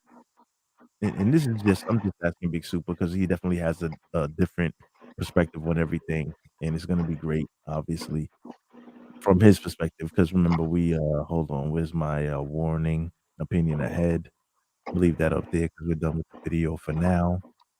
But what would the hourly rate be for a market for an item that's oversaturated, has no special abilities, and it's pretty much a dime a dozen? What do you think? I mean, like $10 is good for me, yeah. $10. Hurry up, $10. That shit don't worth $10. You know what I mean? That's all that shit works. All this $100 for an hour, and niggas ain't even getting the full hour. The fuck? You ain't getting, cause niggas ain't spending no fucking whole hours for fucking bitch. Niggas ain't doing shit like that. But these I don't think that's the average. Yeah, nah, ain't nobody spending no hours. Your mic sounds a little. Soup, wait, hold on 1 second. Get. I don't know. Get a little closer to the actual mic itself or something like that, because I want everybody to hear you clearly. What you're saying, it sounded a little. Hold on, yeah.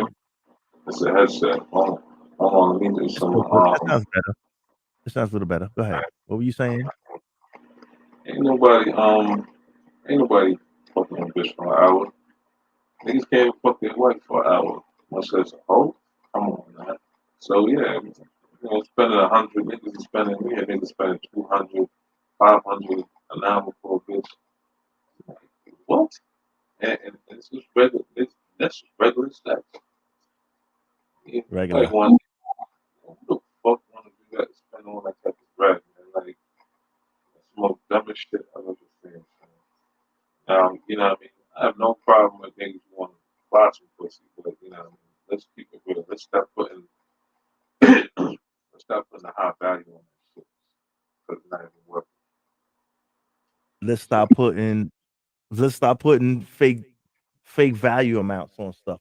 But you know what? To be honest, though, Soup. To be honest, right? And I'm not co-signing or condoning anything, right? Sin City, if you still with us, if you're not in the editing room, I see you on the drawing board cutting up film all day. You know what? To be honest, right? Anybody can take any product and put a high price tag on it. Okay. It doesn't mean that the product is worth what the high price tag says. So, for example, let me read what Romy Rome says. Depends upon the union they in. I would say top quality is like 40 per 50 per hour, but then it will have to give the purchase a free trial basis to see if it's worth the 50 or that 13 an hour. Okay. I respect that statement. I respect that statement because not all products are created equal. Okay. So say for example, you have any Bad product, for bitches, stretch example. mark bitches. Yeah. So you get a BMW or you get say a super low end. I won't even say a BMW. I'll say you get a car that costs 200,000, and then you get a car that costs say 20,000. There's going to be a difference in the performance for sure in the automotive universe. But when it comes to the people verse, when it comes to the people verse, same thing. Not all people are created. Yeah, same thing. You got niggas that throw car kits on raggedy ass shit, trying to make a rims. price of 300 look like a motherfucking Bentley. Yeah. You could definitely juice up something that's, and if and it's no disrespect to those folks, when it's in your range, it's in your range, and it is what it is. You do what you do. But the difference that I'm trying to make is right when it comes to a product like an automobile, there can clearly be differences technologically, as far as the features, XYZ. When it comes to somebody, the rise of Streetwalker can say, "Hey, Ferrari," but it could be a Hyundai, but you never know. You understand what I'm saying? Until after the fact. So I'm just trying to make some decent comparison. I don't know. Everything is, and people interact differently, so chemistry may not be there between people. Go ahead, Soup, get them. There will never be a rise to these hoes. There will never be a rise to these hoes. You know what I mean? Because you know what I'm saying? That as long as men have men have the power. You know what I'm saying? Yes, men are the gatekeepers to a relationship, as in, if I want to mess with you, if I want to marry you, if I want to make you my girlfriend exclusively, yes, men hold this is a quote. Men hold the key to relationships. Women hold the key to sex. Give or take. You know what I mean? Because all these bitches out here, Go ahead. all I'm these sorry. bitches. I'm sorry about that. All these bitches running around here talking about, we had the power. We had the power. No. Yeah. Till you put them on the front line, bitches start screaming, talking about, no, this ain't right. You know what I mean? Come on, man. Listen, man. These hoes, they talking about they trying to eliminate pimps. But here's America. But here's the U.S. government trying to be the biggest pimp of them all. Of course, The government will pimp these them. hoes are always gonna have. These hoes are always gonna have a pimp. There's no such thing as a freelance hoe. She's always gonna have a pimp. You know what I mean? Somebody pimp, whether it's the husband, whether it's the homeboy, whether it's a homeboy, or just look out for me and I'll give you some money. Pimp. It's a lot of pimping, man. The government's the biggest pimp. Don't tell nobody, but I said it. The government's the biggest pimp of all because the pimp gets to control the narrative. It positions people in certain classes. It helps those that they feel if you do my biddings, I will help you. If you help further my agenda, whether you realize you're furthering my agenda or not, that's on you. But most people don't realize that they're furthering it on the back end. But at the end of the day, it's all about survival. So I don't knock nobody for doing what they can do within their means of survival. Um, in society, you have to have upper class, middle class, lower class citizens. That's what makes the world go round, I assume. If everybody was on the same level, it wouldn't work.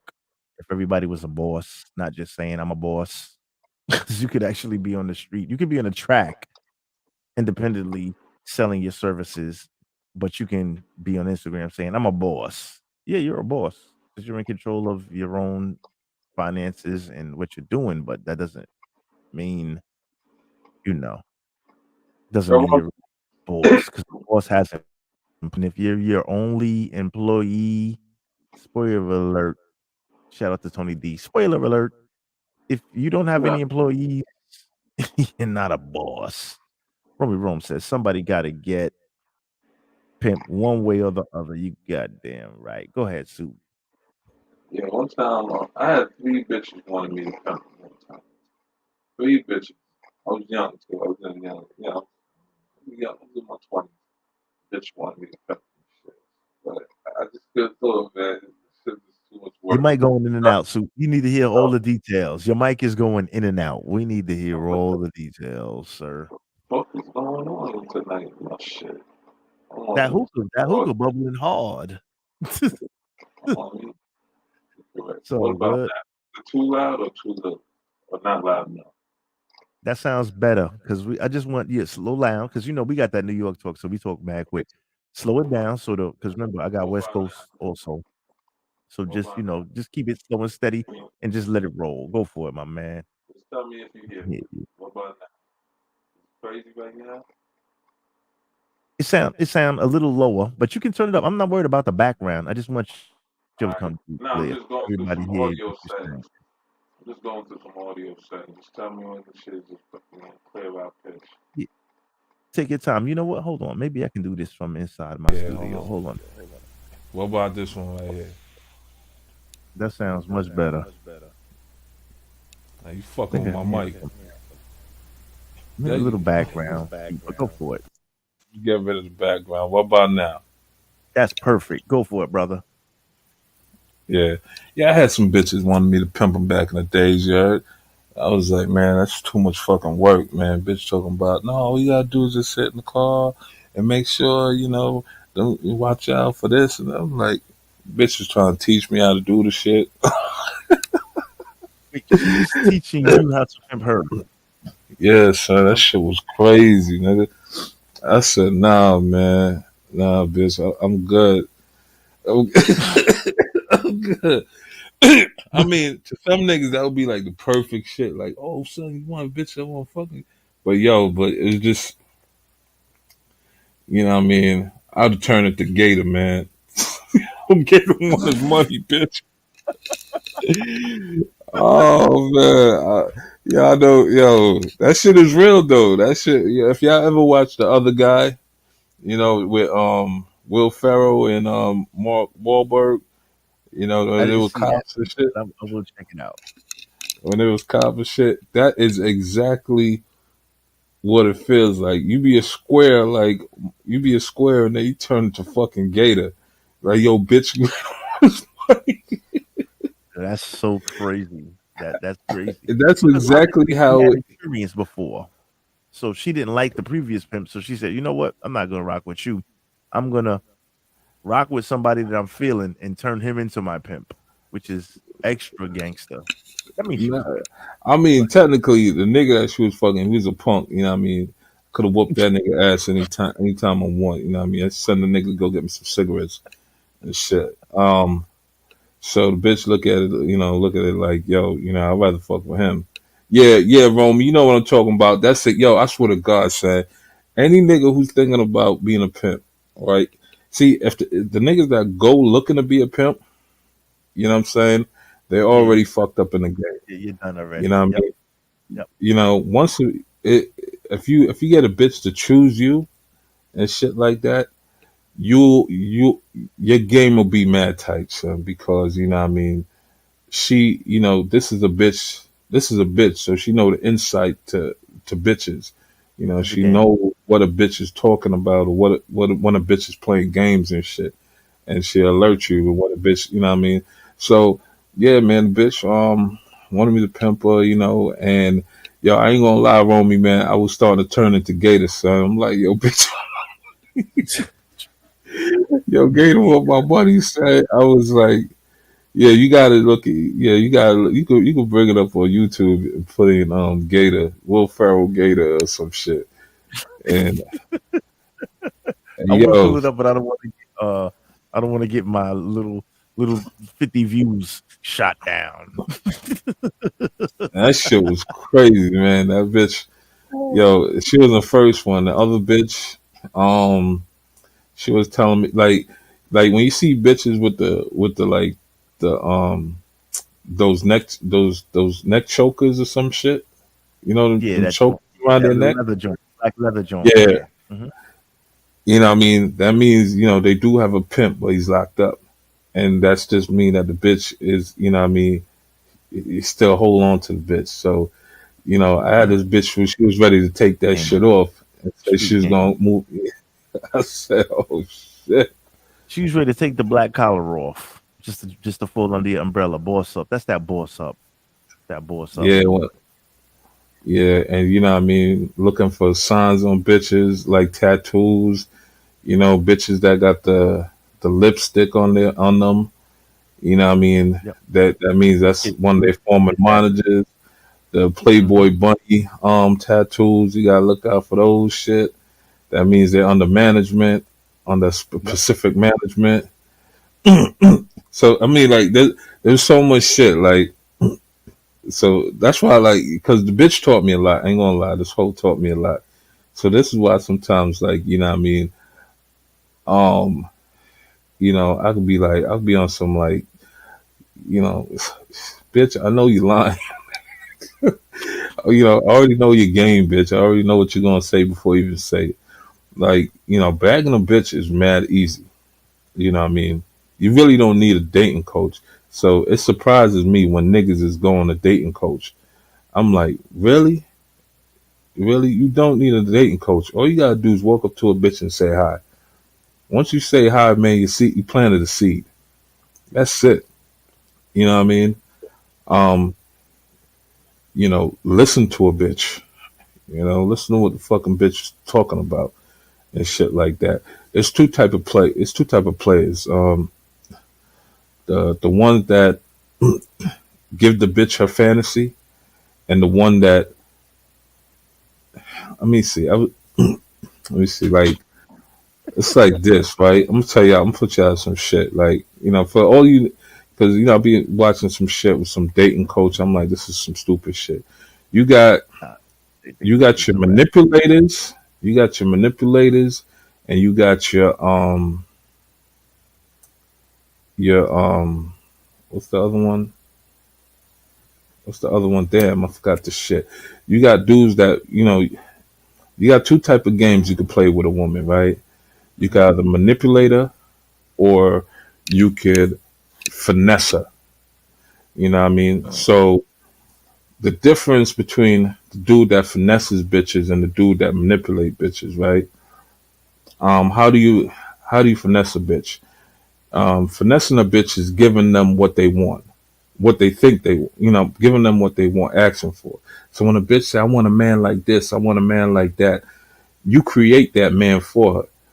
You know what I mean? You finesse her. Yeah, you create that character or that guy she want. So that way you can finesse your way into a pussy, to getting a pussy. A manipulator, when a bitch says she want this, once that nigga could make her, like say the bitch say, I want a man like this. And a nigga could make her think like that's not what you want. This is what you want.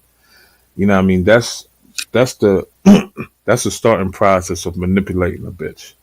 It's to make her believe whatever she think is real. It's not real. Or whatever is real in her life is not real. When you can, you know what I mean? When you can make a bitch start believing whatever she, you know what I mean? Like, you know, whatever she think is the real shit is not real. Like, say for instance, like, you know, the bitch says she love red wine. Now, if you could make a bitch hate red wine, son, you know, you amass, you know what I mean? You know, you're able, you know she's you know she's able, you know she's easily manipulated. You know what I mean? When you could take a bitch could say, I love red wine, that's my favorite, and make her hate that shit. You can take the I copy Mhm. because I don't know nothing about that game, of course. Yeah, so there's like two type of games you can play with bitches. You know what I mean? Like I said, you could finesse them. You know what I mean? You could talk to them. You know, I'm giving them a talk like, yeah, you know what I mean? I'm that type of dude. I'm a good dude and all that shit. But you know what I mean? But that's a short term. That's a short term. You're just doing that short term to get the pussy. You know what I mean? But when you could, you know, convince a bitch that the things she like in life is not what she like, or hate the shit that she likes in life, and then implant the shit that you want to implant in her head. You know what I mean? You could control that bitch. You know what I mean? You You could give have it too that much bitch. game, man. You give it too much. Wait, hold on, man. I'll have to stop you. I gotta give you shout out to the game. Shout out. But the game is to be sold, not to be told. Let everybody know, boss up, bitch. I'm just saying, you know, you don't want to give too much game. Send a nice smoke podcast. Thanks everybody for tuning in. Shout out to Jazzy P in the chat room. What's good, sis? How you Slow jazzy. What's good, Jazz? Random Rick reviews. What up? What up? What up? Romy Rome holding it down. We just we got this bubbling. Big Super in the house. Thanks for joining me, Mhm. man. You turned the Thank you. replay into a live, which is so gangster. And I gotta definitely salute the Cincinnati in the building. Yeah, I gotta definitely salute to you fellas for turning a basic replay because I gotta keep the channel popping. So if one of my co-hosts or somebody's sick, you know, I just gotta be like, you know what, I'm gonna run a replay. We good. But you Yeah. know, set it up. When I set it up, I'm gonna say salute to Backpack Val. Also, check him out on his channel. I'm not gonna front. When I was setting up the Jones soup, I didn't see you in the chat. When I was setting it up for the, I was like, all right, let me pick a good replay to pull up from the channel. And I saw, oh man, I got a notification that Backpack Val was on. So I said, you know what? Let me rock with Backpack Val for a while, see what it do. Salute to that brother. Yeah, Good sweet treat. I was thinking like, Go ahead. yo, if it wasn't for this, if it wasn't for this replay, I would have did the paperwork party. Yo, I didn't want Because no.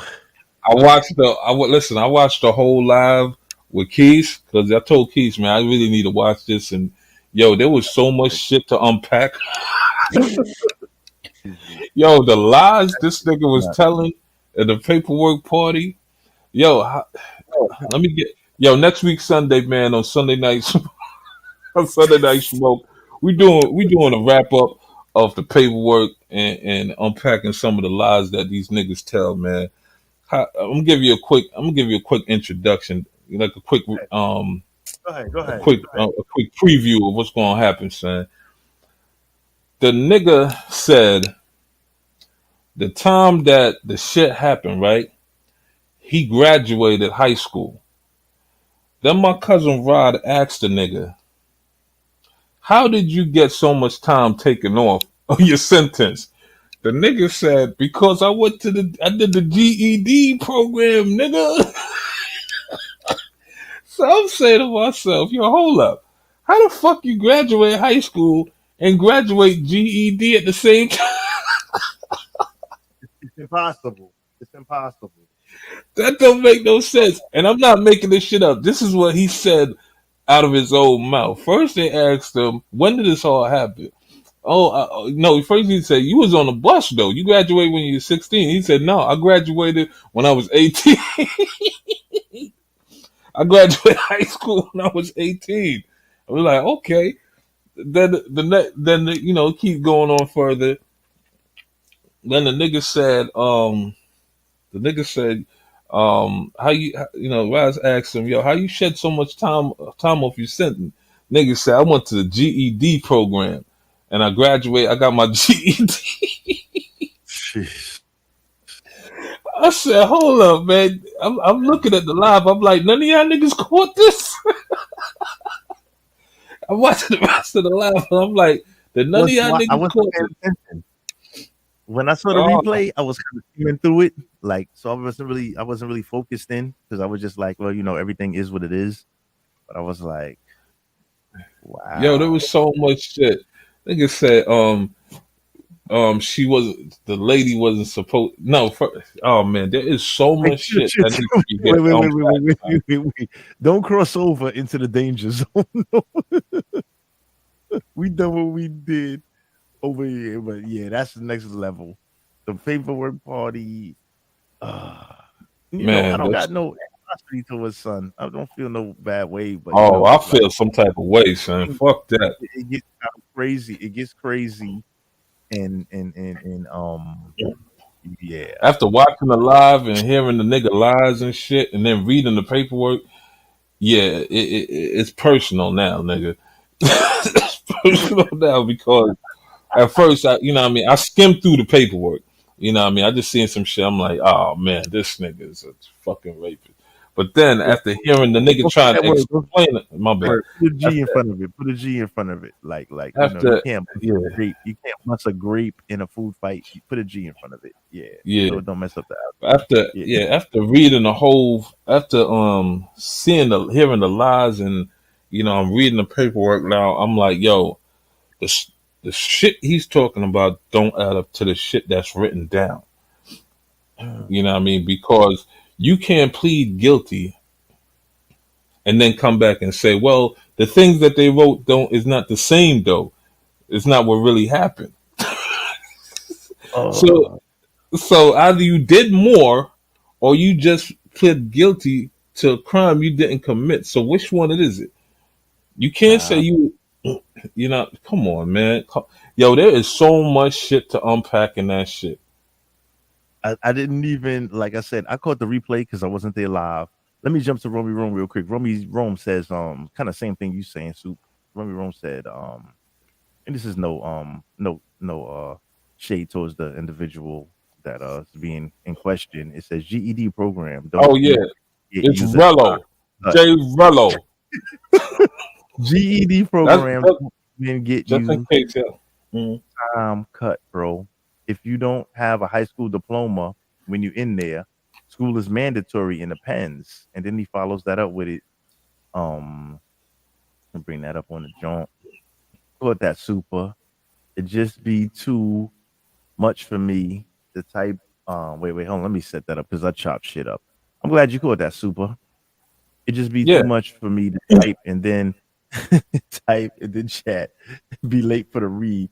I'll be at work, so I can never jump into a live because the area I work in be bitching about the phones. Copy. I got you, Romy. And then Romy once again says he took a plea and told them what happened. When you take a plea, you have to tell them what happened. And then it says no shade. It's reality. I know the pens, like I know some of us fellas do. So I'm just gonna I definitely got to salute out to the chat all day, every day, because it's not like I'll be having 100 niggas in here watching. It's all good. It don't matter, man. Yo, Rome, there was more shit. There was more shit that just didn't make sense. You know what I mean? And give you a short little clip of one more scene that I saw that didn't make sense. He said he didn't rat. the nigga that got caught, he told him everything first. So that's why he took a plea and shit. So I'm like, hold on. Why would a nigga tell them everything that took place? I mean, either your man's ratting or you ratting. But the last time I checked, from my understanding, ain't the nigga that rat first the one that get less time? I think that's how that usually works. Because the You know, person that's gonna say because somebody did something first, yeah, because I everybody mean, else, yeah. I mean, look at this shit, right? All right, if your man, let's say you know your man go do a crime and your man say, you know what, we got busted and shit like that. They don't know the whole story. I'ma fall on the sword. If this nigga say he's gonna fall on the sword or plan to fall on the sword, then why the fuck you even why the fuck you even admitting to being there? Why the fuck are you even talking? If your man say he's gonna hold the weight, then he's gonna hold the weight. You know what I'm saying?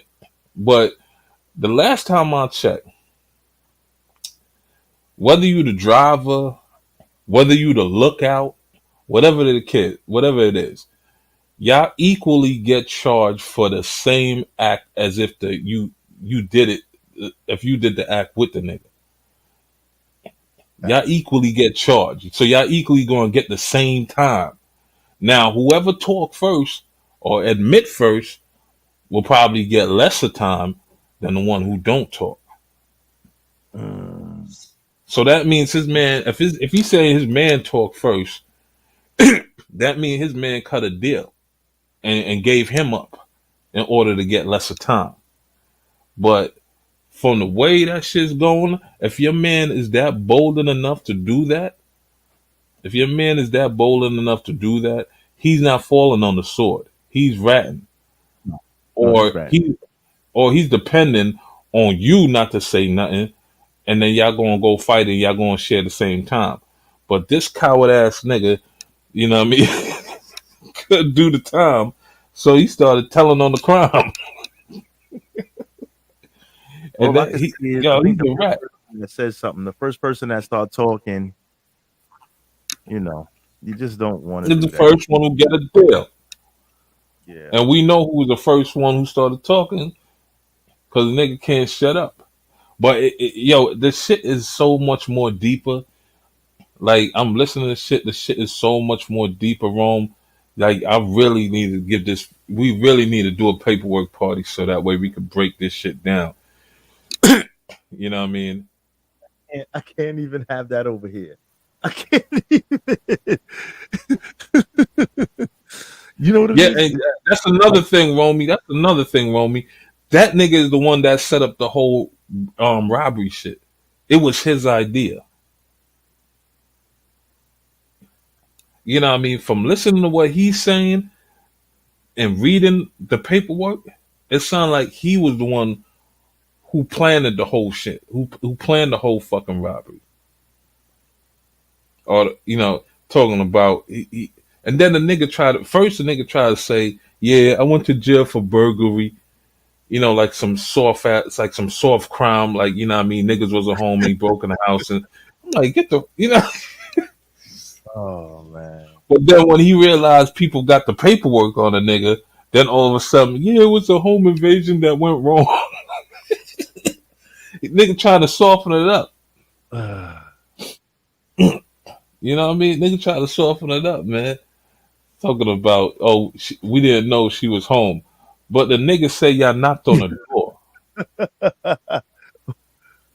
How the fuck y'all gonna say y'all didn't know the lady was home, but y'all knocked on the door? I gotta definitely revisit that stream. I definitely gotta revisit it and pay close attention to what. Talking about I y'all mean, niggas won't say it to my face. Nigga, don't come in my face. the facts are the facts. It is what it is, and the paperwork is what it is.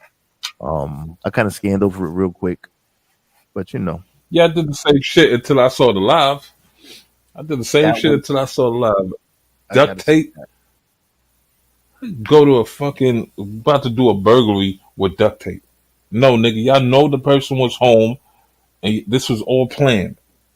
Oh man. Let your lawyer change your story for you. But I know the story, nigga.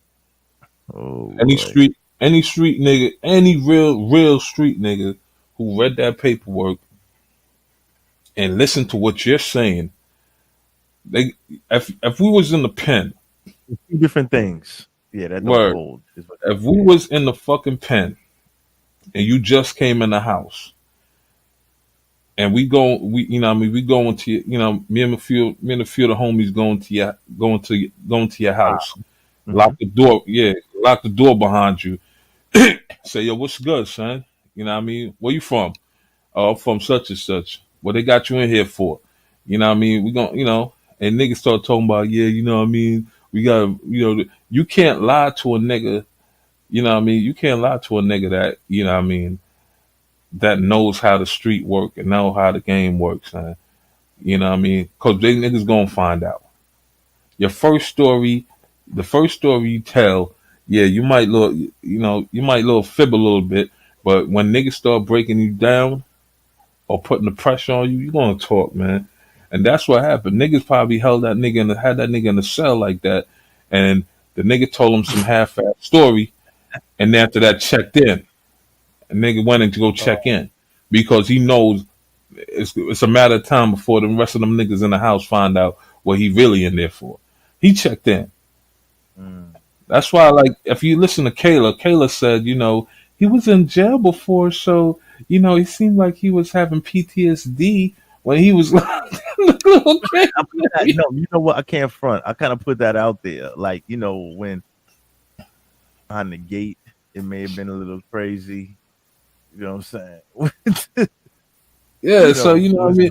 So that's typical. That's a typical behavior. Yeah, but that's typical behavior of niggas that got pressed and had to check in. You know what I mean? They fear that because you know when you go into a cell and niggas lock that door behind you, and you got like 2 or 3 niggas in your cell. You know what I mean? You know, asking you, yo, let me see your paperwork. Because, you know, when you go in there with your paperwork. And them niggas will read it in front of you and say, oh, you in here for this, nigga? when the receipts come out, it gets crazy. Romy Rome says, in that Kayla live, I said it, Smoke. He wasn't screaming. He locked in just because he was in the pens and had a flashback. They was running up in his cell, putting hands on him. So he be screaming for help. Okay, copy. That's what it sound like, son. Got you, bro. That's what it sound like, bro. Yo, niggas want it, niggas, because you know when you know what I mean when you go to a certain housing area and shit like that, you know, you coming in and shit, you know, you want to have niggas run up in your cell because they want to know who's in the house with them. You know what I mean? Or you the ops? You know what I mean? Or you a child? Yeah. Are you a child crazy? Yeah, who you know what I mean? What's the flow? And stuff like that. They're gonna ask you, and then they're gonna say, "Yo, let me see your paperwork. Let me see your paper." They're not even going. They're gonna say, "Yo, what you in for? Oh, burglary. Oh, word. My man just had burglary. He got off. Let me see your paperwork. Let me see if they made a mistake in there, so I can tell you how to get off." You know what I mean? They play that type of game, or they just do the hard prep. Yeah, we want to That's prep and CHG what you're working with. And I've never been in the pen before, but I understand the game. You know, they'll either do a finesse press or they do a hard press, depending on who you is. You know what I mean. If you ever been locked up before, it's your because nigga that was his first time. So if that's his first time, a hard press instead of a finesse. They did him a hard. Yeah, they did him a hard press. Definitely the hard press, not the finesse. You know what I'm saying? Because the finesse one be like, yeah, son. You know, we got a jail lawyer in here. You know what I mean? He niggas good with this shit, son. He can get you out of this shit. Let him see your paperwork. Let him see who's your lawyer. Who you got for your lawyer? Oh, word? They gave you him? Oh, son, that nigga is a bum, son. Yo, see if you can switch up, because that nigga gonna fuck you over, son. Let me see your paperwork, though. I'm gonna tell you. Listen, I'm gonna tell you how you switch him. I'm gonna tell you, niggas start reading your paperwork and see what you're getting charged with and what you're in there for. Then the nigga gonna give you back your paperwork and leave you, and then the next nigga's gonna come in there and say, "Yo, I'm gonna need this and I'm gonna need that." Yeah, after everything, after word hit the street, after word go in the yard, it's over. Yeah, That's you what they get. call Stomp the Yard Part 3. Mhm. I Stomp never the Yard been. Part I never been locked up, but I kind of understand how it should work. You know what You I'm know the saying? story. Yeah. I love to hear the stories again and So again. You know how that go. That's crazy. yeah, so there was like mad shit to unpack this, right? And I'm like, yo, y'all should have did a proper paperwork party on it, man. Y'all wasn't soft for him, man. Y'all, I would No, I not wasn't go even soft there. with that. I wasn't even there. I wasn't even there. Yeah, I wasn't yeah. even Keith and them went soft on it. I understand, you know what I mean. Keith had you know, Keith had to. Cause it would have been crazy if Keith would have the yellow. They'd have put red and shit all over the fucking screen. Yo, I'm glad. Yo, y'all glad I wasn't there, son, because I would have really pressed that nigga on everything that nigga come out that nigga mouth. And no wonder he's like no wonder he have these faggot tendency, man. Niggas done bust his cheeks, man. Oh, Shit, man. on that note, oh man. On that note, damn dog. Whew, this Paperwork party coming soon, man. I can definitely like I kind of wanted to leave that behind everybody, but Oh definitely hell no, man. when I was skimming through the replay because I had to bounce through it real quick because I said, oh man, this went down, so I had to skip. You like kind of be like, damn, this shit is Yeah, how many hours, so I got to kind of skip and jump through spots. yeah, nah. I watched the whole The joint, word man. super, I did hear that somebody called soup. Man, what's going on? Man, I would They have must have broken. called. I would have said, "Yo, Keith, go to your next channel, son, because this is not getting monetized." It usually doesn't get monetized when you pull up, which is cool. I'm glad I'm not monetized. So it Nah, doesn't he get matter. monetized sometimes, No, he does, but I said I but don't. I this, don't. I don't. So you're always oh, welcome. Yeah, I would have tell Keys, man, yo, look, Keys, man, go to the next channel, cause this. I wanted to put that shit behind us though, man, because it was just a bad. It was Nah, fuck that, man. That nigga, nah, man, fuck that. That nigga want to talk all greasy and talk all tough and shit. Let me show you, you know what I mean? Let me show you what happened when niggas when niggas really read paperwork and show how a tough nigga look. It's a sucker. Talking about niggas can't tell me that in my face. And Keys, you know, yeah, niggas like to talk shit online, but when they see you in person, I'm like, get the fuck out of here, nigga. Talking about when they see you, what you gonna do? oh man. Acting like, oh, niggas don't want to show their faces and all that other shit. Yeah, nigga, because we're not stupid like you, son. So you do That's something another thing. stupid, you're gonna get something real bad happen to you, nigga. So, but I Stupid want to games see win stupid prizes, right? facts, Salute to facts. Kevin Samuels, man. Rest in peace to that brother. Yeah, stupid You game. know what I Play mean? a super prize. Stupid They time. gonna call.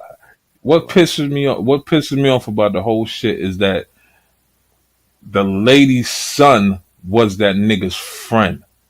What kind of fucking friend are you, son? That was the one that really pissed me off. And this nigga I talking want to. about, yo, I did my time and my conscience is, you know, I know my conscience is clear, nigga. You know where your conscience should be clear, nigga.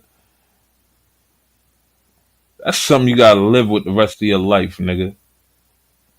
And Yeah. oh my God, son. Listen, I've had my best. Listen, I have good friends in the past, son, and me and them niggas don't get along, whatever the case is. But never, ever, ever would I violate nigga mother. Me and you might not. We might go to war, shoot at each other. You know what I mean? Stab each other, but we never violated nobody's family member, nobody's mother, Yeah, nobody's sister, nobody's brother. that's something. That's a whole nother story because it's like you don't really know what the. Oh man, that's just crazy. Romy Rome says, "Nah, smoke. I don't like that whole shit he did when that flaming Goku was running his mouth. That wasn't the right time for him to be so called trolling with you." He said that. because he got called out about it, and I get it because I was like, nigga, yeah. I definitely remember he's calling him out like, nigga, when niggas held you down, how you like and then I'm just trolling. It's all good though. All right, Rome. Yeah, see, Rome understand what I mean, son. Yo, I was so tight, man. Like, I got you. He that said shit. So that's why I want. That's why I was like, nah, y'all got to give this nigga the full work, man. Fuck that. Y'all got to give this nigga the full work.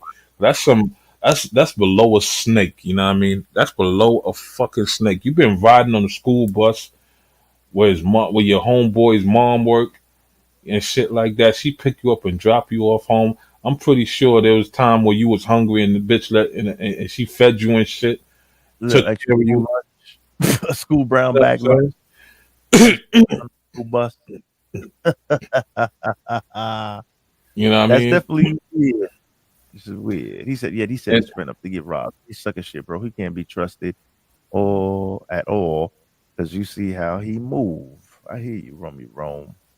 Now, for them niggas to come out of there with that, with all that bread, that means his homeboy was a hustler and shit like that. Because yeah, you know, and he was just. I don't think the mother was making that much money driving the fucking school bus driver. No, not to have 20 bands in a safe in a crib, just rubber safe. Yeah.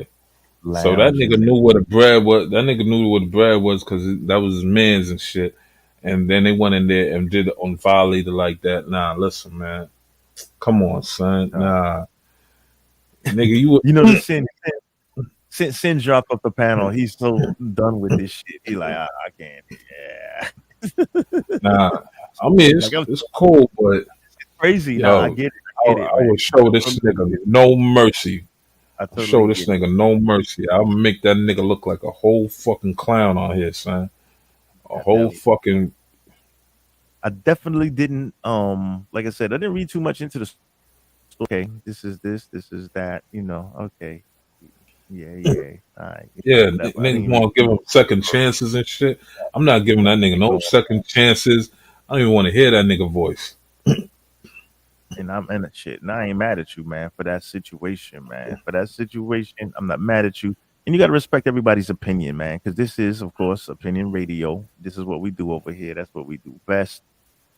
Salute to everybody for coming through. Rome, Nate in the State, Jazz P. I'm just scrolling back up and down the joint. Tony D, as usual, OG Classic Jones. Light up, OG. Light up, man. Light that thing up, Big Soup. You know what I'm saying? Random views in the house. You know what I'm saying? I'm just showing out everybody, showing that love. Yeah. Word, Rome. Yo, Rome, them niggas ain't did that shit right, cuz. You know what I mean? Nigga, I'm old. I seen him in the room with a lot of smoke when I was watching the replay. Because when I watch replays, like, and for the YouTubers, people that watch YouTube and consume YouTube content, please, as you're reviewing, if you can do two things at once, a lot of people can't multitask, but if you can do two things at once, I can go.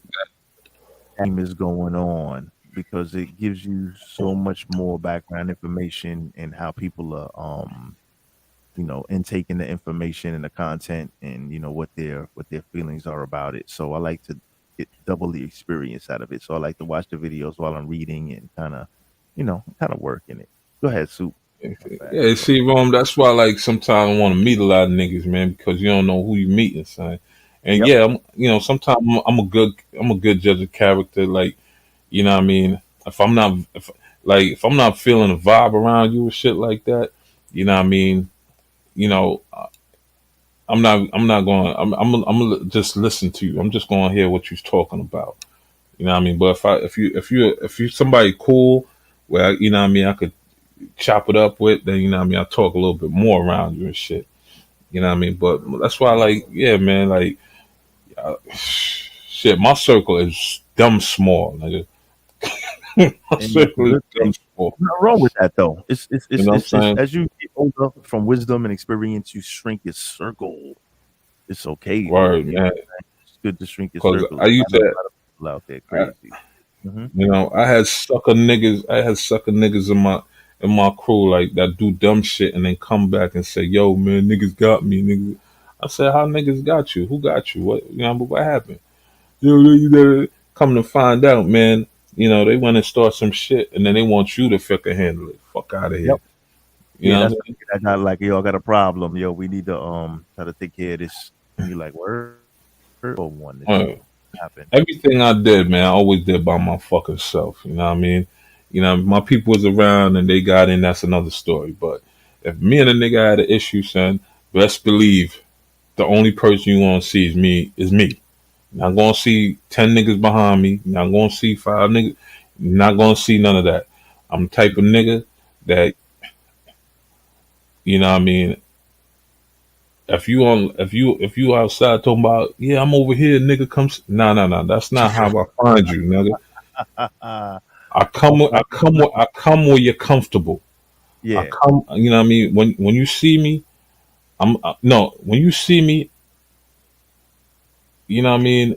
In your comfort zone. Not really a comfort. You're gonna see me where you don't want to see, where you don't want me to see you. Not where you want me to see you. No, where you don't want me to see you.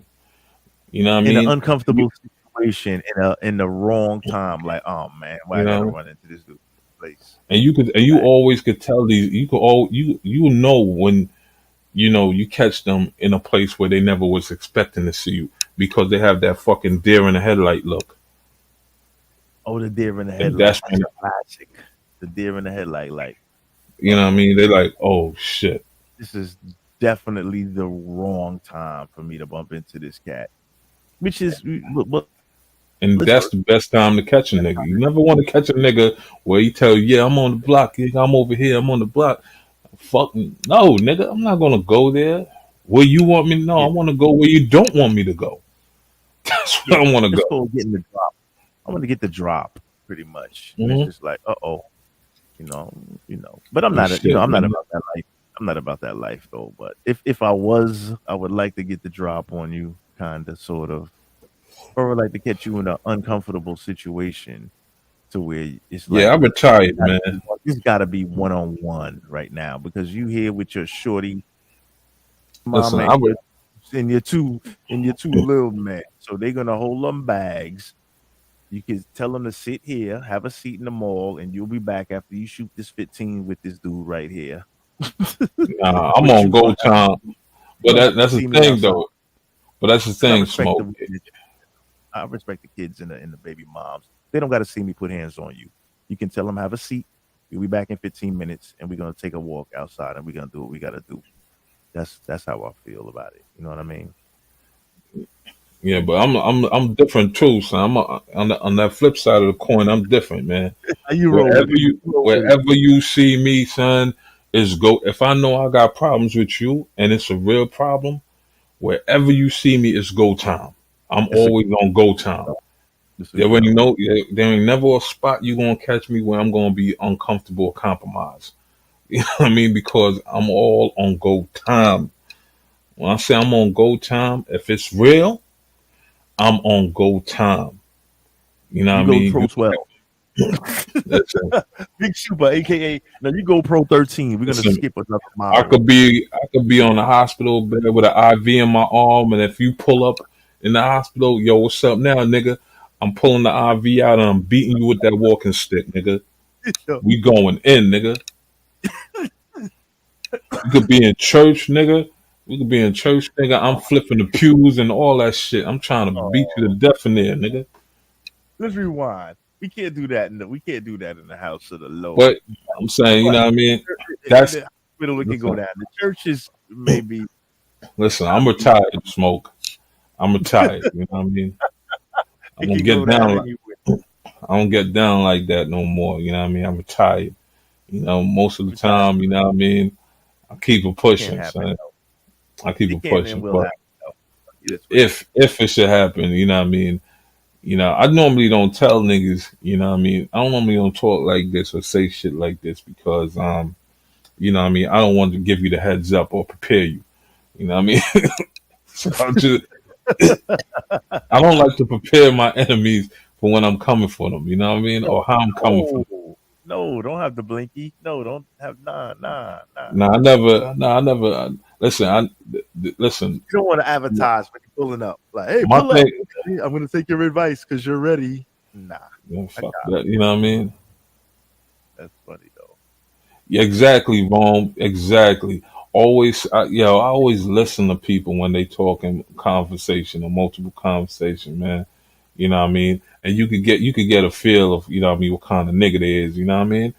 Um, you know, yeah, you know what I mean? I like, you know what I mean, me personally, I like to joke, you know what I mean, because I come from a place where, you know what I mean, we don't joke a lot. You know what I mean? Right. I'll tell you like this, man. It was so bad, you know what I mean, growing up. I never knew how to smile. I don't know. Yo, there was time like bitches would look at me and say, "Yo, why you look so mean?" I'm like, "What the fuck you mean? I'm look mean. I'm in my peaceful mode. I'm calm as a motherfucker. I'm happy right now." This is But your me. face, your face, My you get demeanor. this My mean demeanor. look on you. And yo, I used to hear that shit so many times, man. I say, "Yo, man, I don't like this. I don't like, people looking at me like that because I'm a happy-go-lucky guy." You know what I mean? So that's when, you know what I mean, I started joking and, laughing and, making people laugh around me and comfortable around me, crack jokes and shit. But, you know what I mean, I always have there's certain lines I want to cross. You know what I mean? There's certain, when I joke, I won't go certain far with certain things. You know what I mean? Yeah. And that's what I like. You know what I mean? I'll joke now. I laugh now.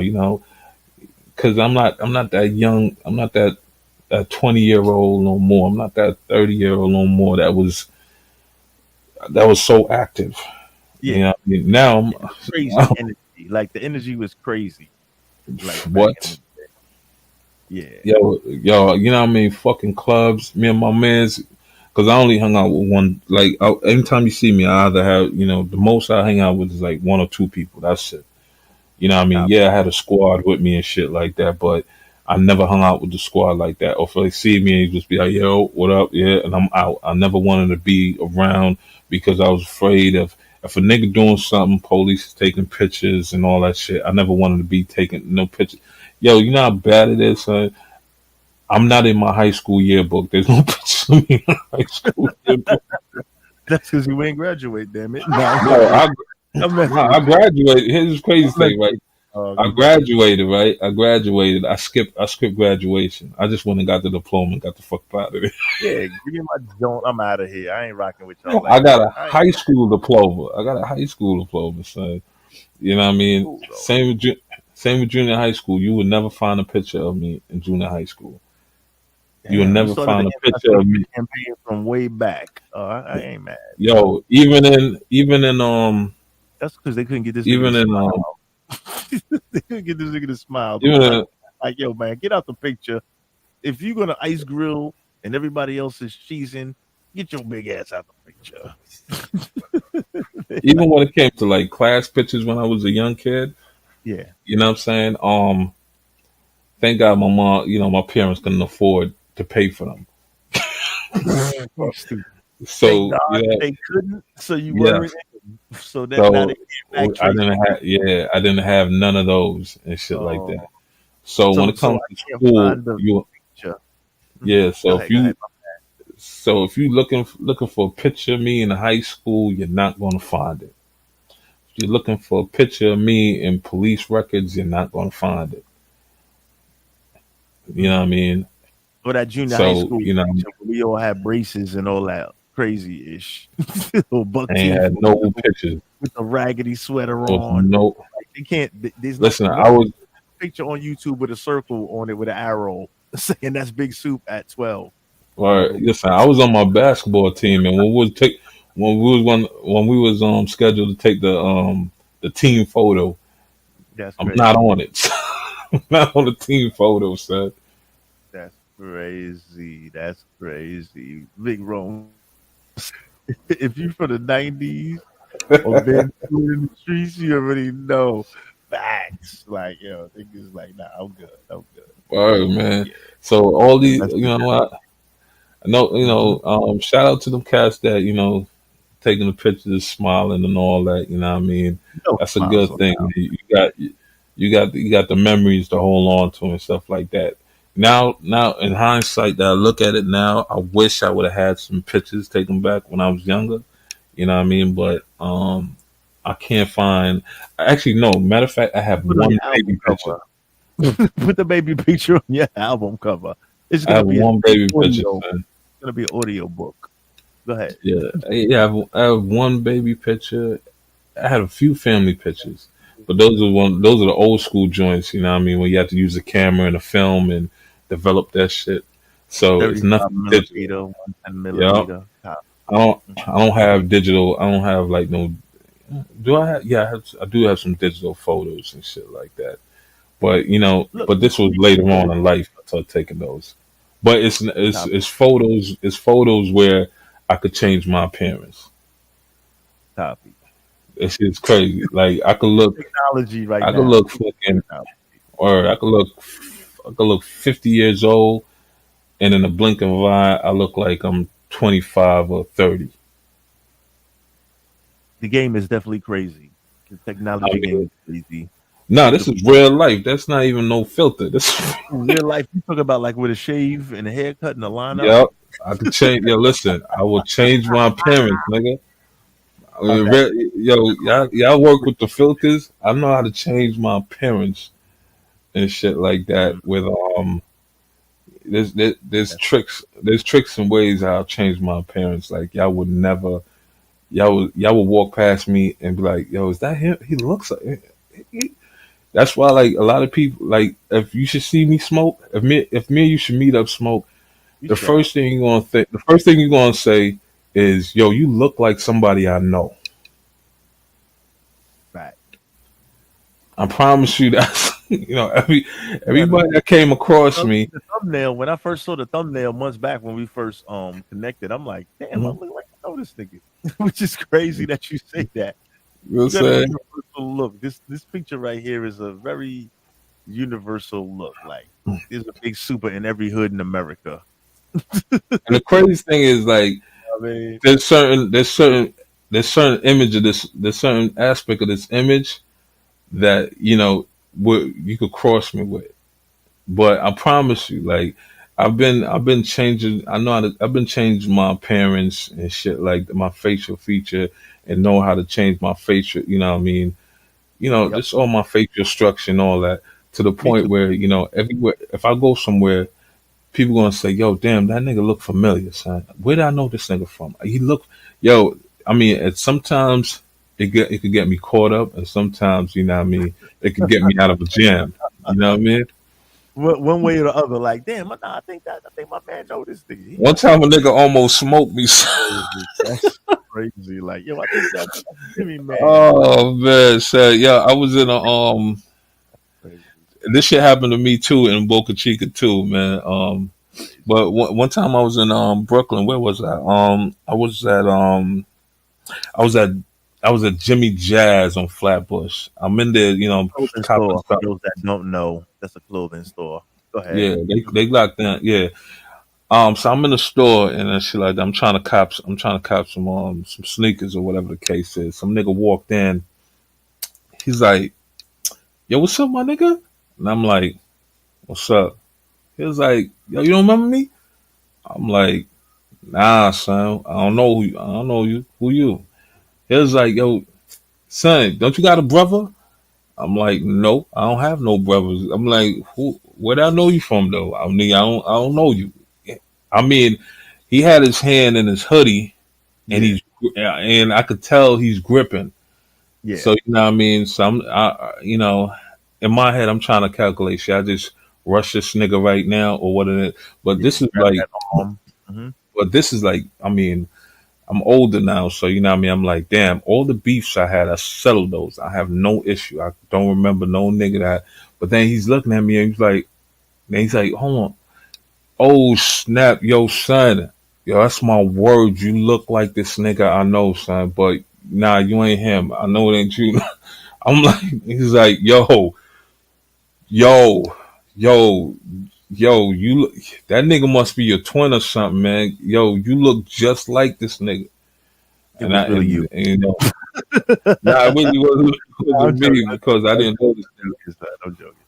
And then the nigga went outside, and you know, nigga went outside and he was talking to his man and shit like that. And then the way he was shaking his head like, nah, that ain't him. That nigga Like that. man. Yo, see, I almost got blasted like that one time, right? Look, you know what's crazy? That it happens. And then here's the oh my bad. And another time a nigga ran up on me. I was in Boca Chica in the supermarket. This nigga ran up on me, he thought I was Big Poppy. In the produce section and was asking for autographs. Yo, I swear to God, I'm not bullshitting, son. This nigga ran up on me and he thought I was Big Poppy. I had the Yankee hat on and shit like that. This nigga said, with a Yankee "No, hat look, on. Big Poppy have a Yankee hat on." So he was He's talking Spanish. I don't understand what the fuck he's saying. And then he's getting other people. He's like, look, it's him. I'm like, he's like, Big Poppy, Yankee. And I'm like, yo, what the fuck? I'm speaking English to this nigga. I'm like, no speaking Spanish, man. I'm American, man. He's like, yo, the look on this nigga's face was like, yo, you Big Poppy. You Big Poppy. Look. I'm like, yo. Like, that's what she said. Nah. Yo, that shit was crazy, man. I'm like, and then the nigga would not leave, son. I'm like, I'm giving him the cold shoulder. And once I grab my shit, this nigga just following me all around the store, telling me who that I'm this guy. Yeah, it was getting to a point where the nigga was trying to get mad because I wouldn't give him, I was trying to like ignore the nigga. Like I'm like, yo, man. That shit was crazy, son.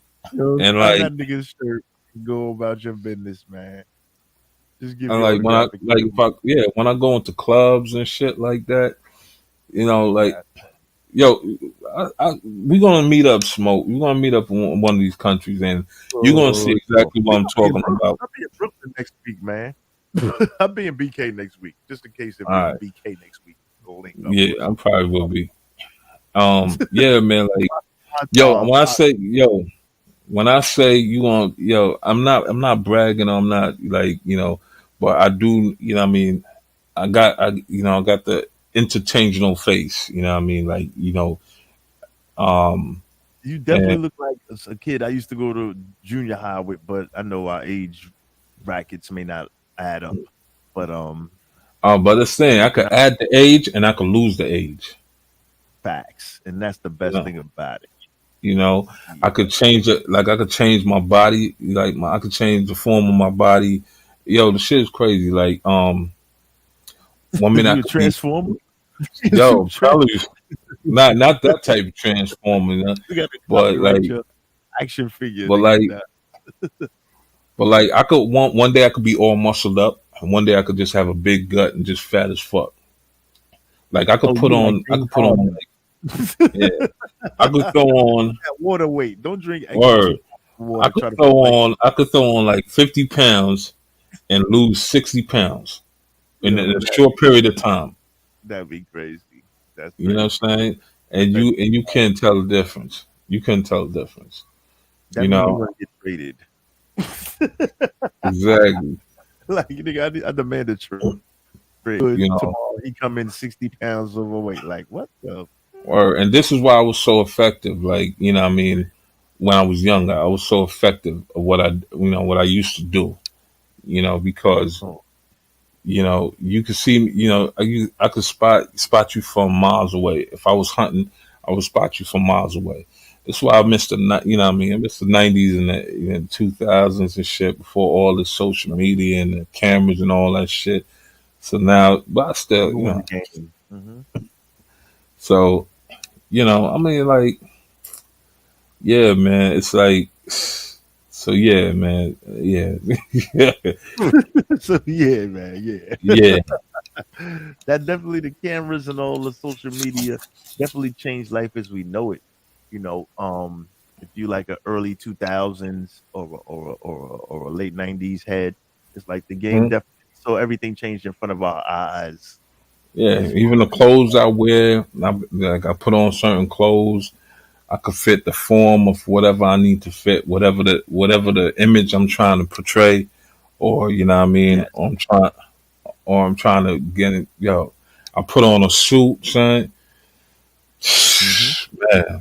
Man, I put on a suit. It's a problem, son.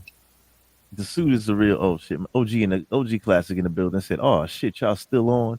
Yeah, yeah, I usually do like a quick little hour and be in and out, but I'm just chopping it up. You know what I mean? OG, this was a real this was a replay turned into a live slash replay slash review. You know, salute to my Yeah, man Super in the building holding it down with your boy. He said I had a younger homie stop by and had to holler at the youngin. Yes, sir, man. Salute to OG, man. Salute to the work salute you do OG. with these young boys out here. This is my man OG Classic. He's Yeah, yeah. Salute to the OGs, man. Yo, because you know, what I mean, we got to put more work in, man. I know we retired. I know we he definitely retired, but you know, sometimes, man, you know, I like. But the thing is, like, yo, it's hard to go up to these young kids and tell them, yo, man, listen, man, I see the shit you're doing, and I know exactly where it's heading to, man. they got to come And to try you. to give them that advice. Yeah, if It's it is, hard. you see, when they come to you, it's better.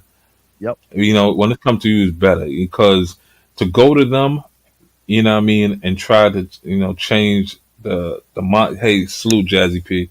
To go to them and try to change their mindset, or you know what I mean, it's hard because they're set in a certain way. You know what I mean. It's for them. It's the ones that's, you know, I'm gonna say the ones who are scared of not wanting to turn a certain way.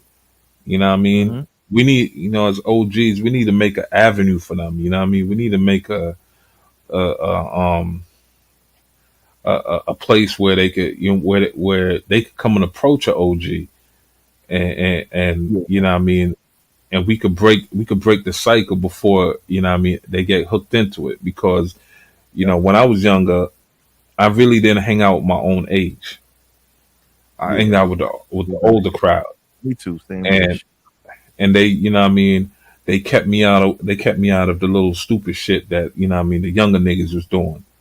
And you know what I mean, and this is why, like, you know, I was fortunate, you know, because all the OG niggas that I know, or the, you know, they used to tell me, never get your name put on no paperwork.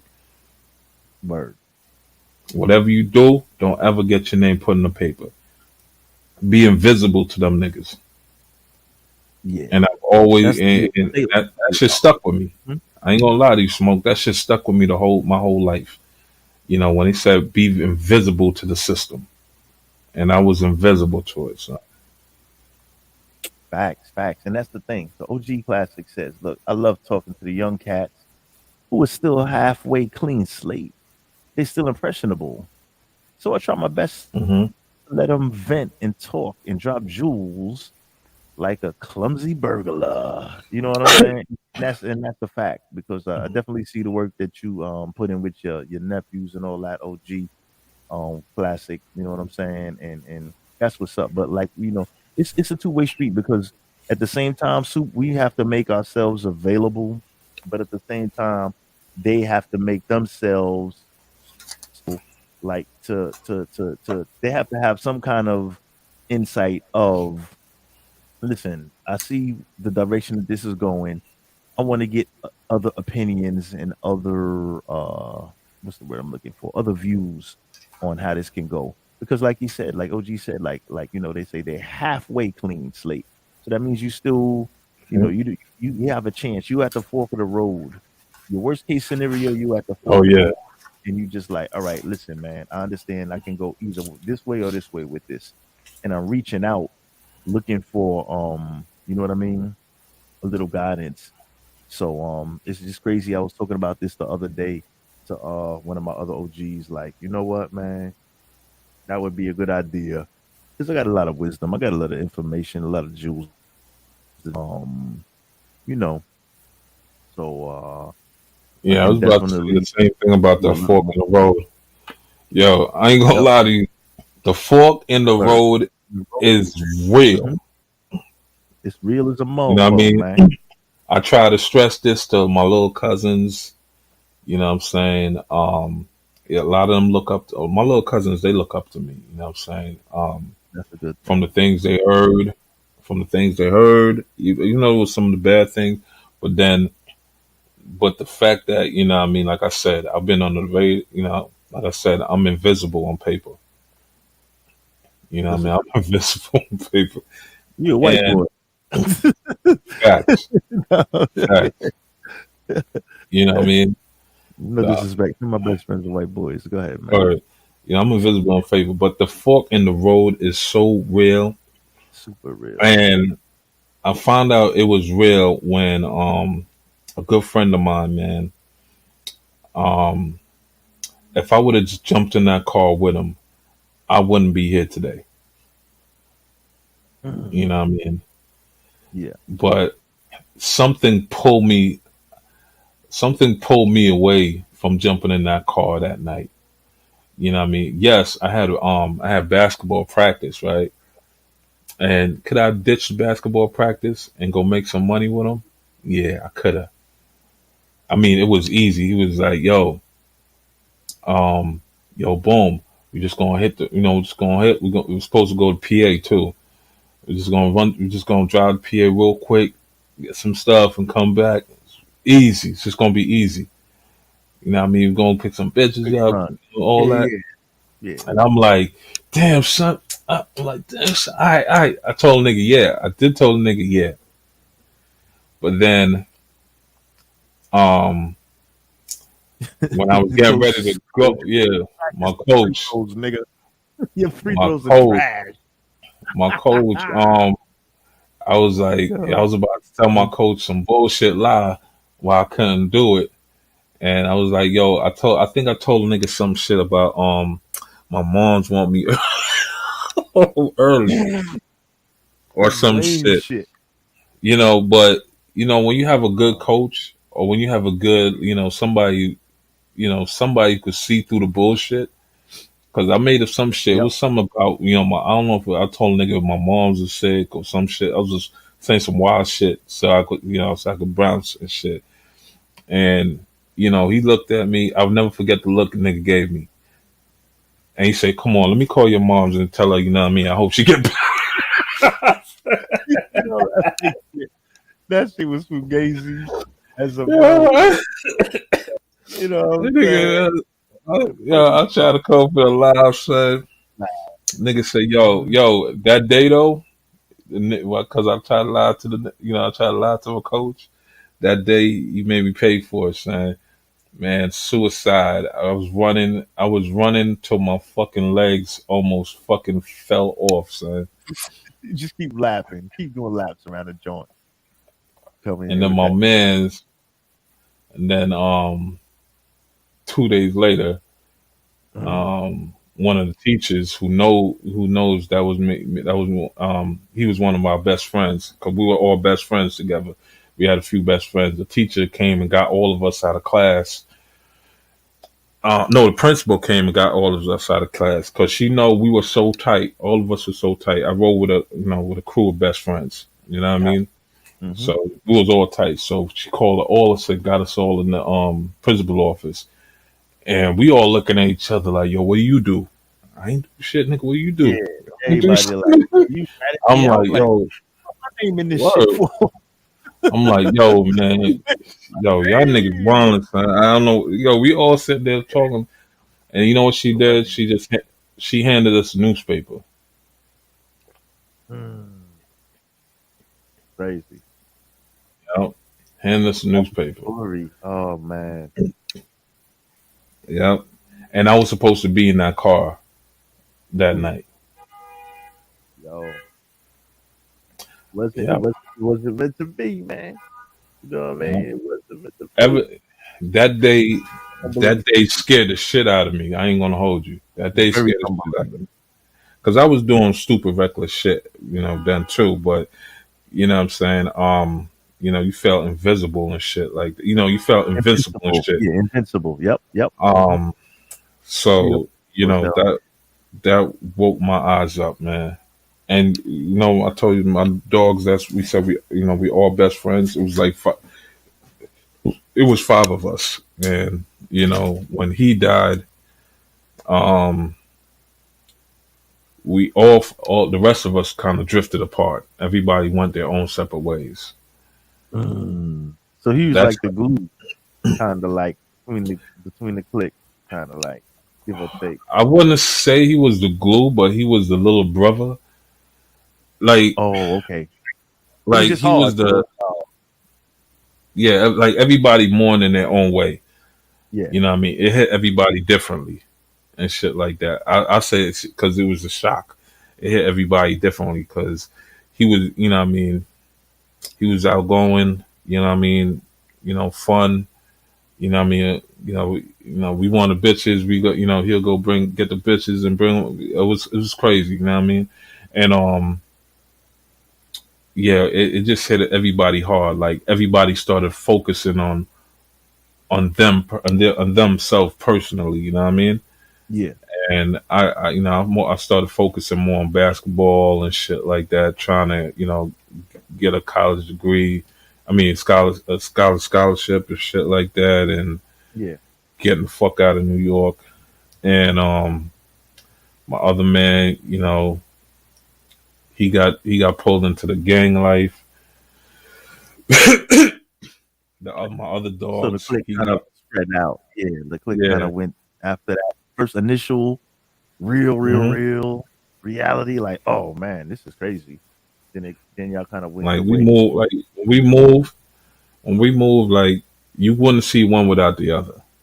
Yep. So it was kind of weird not seeing him around, and then this way, like I said, everybody broke off. One came a drug addict, one came a cop. One became Big Super. Facts. Facts.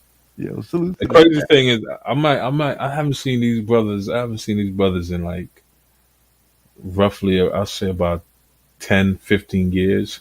That was my next question, though. On some Big Super interview, it shows gonna be like, when Yeah. the last time you seen any of these? Do you connect with them on social media? Here's the crazy thing, right? Here's the crazy thing. I haven't seen them in about 15 years. I haven't seen them in 15 years. But if I needed to find them, I'll be able to find. I could find them. That's what's up. Hold on, let me see. Somebody else is on the standby. Hold on, Tony D in the building, man. Let me bring my man Tony D up. Yo, Tony D, what up, man? I'm sorry if you was back there for a minute. I was just chopping it up. What's my man name over here? This is my Big man, Super. man. This is my man, Big Super. Big Super. Oh yeah, I remember Big Super. You a wild dude. I remember this guy. Yeah. Oh yeah. Oh, I remember you, Tony. What's Yeah. good? How you living? Good. Smoke, I thought you was doing the replay, so I pulled out and I came back and saw you still on. I said, what's he doing over here? You over here reminiscing. Let me jump back on the cut. OG Classic was good. Romy Rome was good. Anybody in the chat that I'm missing? Peace and love to everybody. Jazzy Pete Jones. All right, where am I at? I know I'm late to the convo. I'm not going to mess it up. What am I missing? Bro. OG said, what's up, Tony D? What's good, my brother? We just chopping it up. We kind of finished the topic. Yeah, we're talking about some old school shit. You know what I mean? We're talking about OG. We celebrating OGs, man. Fuck that. We celebrating OGs, man. Okay. You know what I mean? The My shit man we Tony D did. just turned 50 the other last Salute. week. So salute to he OG. Salute, happy birthday. Go ahead. You know what I mean? Go ahead. So we reminiscing and we just basically talking about OG said the fork in the road and Smoke said the fork in the road. And I'm telling them, yo, that shit is real. It is. The fork in the road is real. For young men. I look at that in the aspect of life and decision. What you're going to do anymore, what you used to do, or you're still going to do it. That's what our perception is. Tell me if I'm Yeah, that's exactly what we hit. Like when you talk about mentoring young folk, how the fork in the road came in, right? Let me give you two songs off the rip. I'm gonna need you to take OG by the Rottenest Monster off of his Rottenest AP album, and then I'm also going to need you to take Flamboyant off of his new Ether Rocks album. He said, I'm not going to teach these little kids to be thugs, but I will teach these little motherfuckers not to be chumps. That's the absolute truth. I'm sorry. That's facts. But that's the fact, though. Facts. The fact. Like the fork in the road. We got to mentor these young. I mean, for those that don't have sons, right? For example, Tony D, you have. I got two boys. I got a nephew. I got a stepbrother. I got a whole bunch of little kids that remember me from back in the day that look up to me because I told them how to stay the hell out of jail. That's some OG. See, you gonna make me get started. Oh man, yo, you in the right spot, nigga. You in the right. Yo, listen, you in the right spot for the conversation. I was just telling Smoke. I was just telling Smoke. My OGs told me, don't ever be on these people's paperwork. Ever. Ever. Don't be invisible to them. Never And it no name on it. Absolutely. yeah, exactly. And it stuck with me for it was imprinted in my brain so much that to the point where I have no high school pictures. I have no junior high school pictures. Okay. I was in a basketball team and I don't even have a team picture. You know what? I broke the rules with the pictures because what I did was put my face out there doing good because they use that in your defense in the event that you ever face a crime. Mm-hmm. If you're doing something with the community, you're doing something great with the kids, you're doing something active with the church, you're doing something active with the job, they use that in your defense as being a good citizen and a contributor to society. You're not wrong on what you're saying. But even though some of those people told you that, what they did do is put their face out there in public, showing that they're on the right side of the law before they ever get accused of being on the wrong side of the law. You know what I'm saying? Yeah, I got that point. See, but here's the thing, D. When they was telling me that as a young man, I was looking at it as they were teaching me to be a better criminal. Yes, you know, that's what it appears to be. But at the same time, they weren't giving me any They weren't giving me. They never told me about jail. They never, even the ones that came out of jail, they never. How some people they brag about jail, like, yeah, I've been down, I did, or you know what I mean. They never mentioned jail to me. Let me cut you off. I gotta get up and go get my bottle for this shit. I don't know how much more time you got. We got time. Let me go get my guy. We got time. We got some time, man. It's a Sunday night. You know how we do it. The night is young. We just chopping it up. We just opening. We just shooting the breeze right now. You know what I mean? We having an OG moment.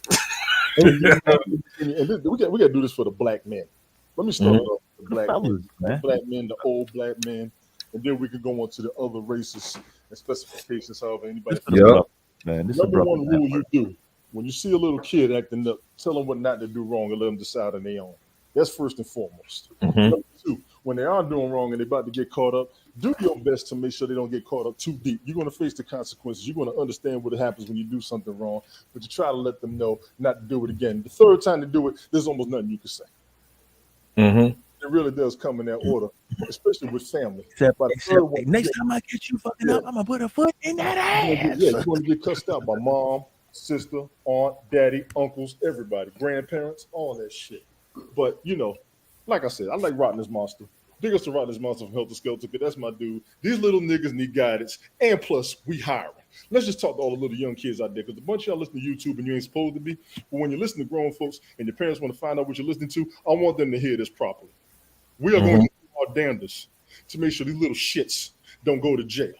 Facts. Going to jail on purpose, and it is thoroughly confusing those of us who were born in the 70s and 80s. When we ran. Out of shape people didn't get caught by the cops. I don't know how they catching these little young motherfuckers these days. Because if you're not wearing a belt, right, and you got to walk down the street waddling your legs spread across wide like a penguin, like if the waistband of your pants is below the bottom of your gluteus maximus, it's gonna be a problem if you run. And here's the crazy thing, right? Like, we got some OGs in this room because we're on an OG topic right now. Like, there's different ways. Like me, my approach, to stopping these kids from doing what they're doing is, I use my manipulation tactics. You know what I'm saying? In my defense, it works. It have worked. Like I have cousins and shit like that. That want to play the whole gangster role. I'm like, yeah, son, you got to be able. If you really want to get into this life, you got to know how to use a knife. You got to be able to know how to cut a throat and watch the blood just squirt out. And you got to sit there and wait for the last air to come out of nigga mouth. Nigga said, what? Sometimes you gotta say the most craziest shit. You gotta say the most craziest shit to make them say what?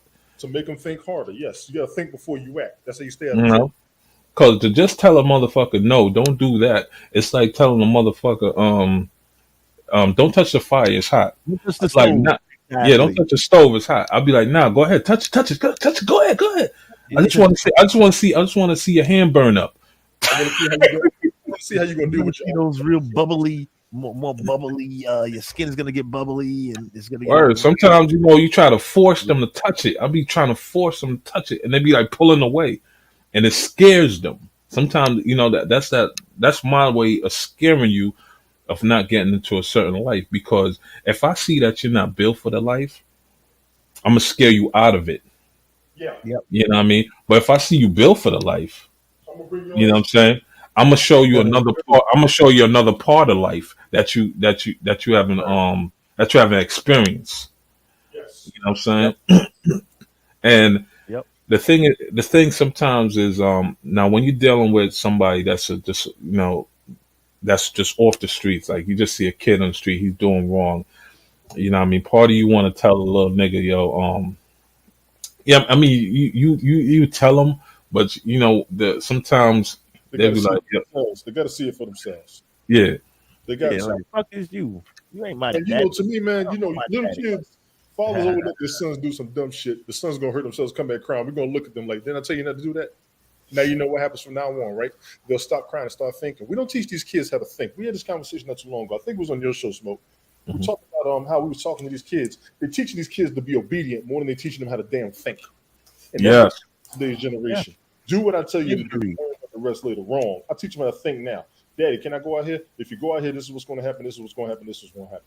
I want to try. All right, now I'll be over here if something goes wrong. If they come back within 5 minutes with a thought process, they're thinking about what you're saying. If they don't come back, of course you're going to worry, but you're going to look to make sure that they're good.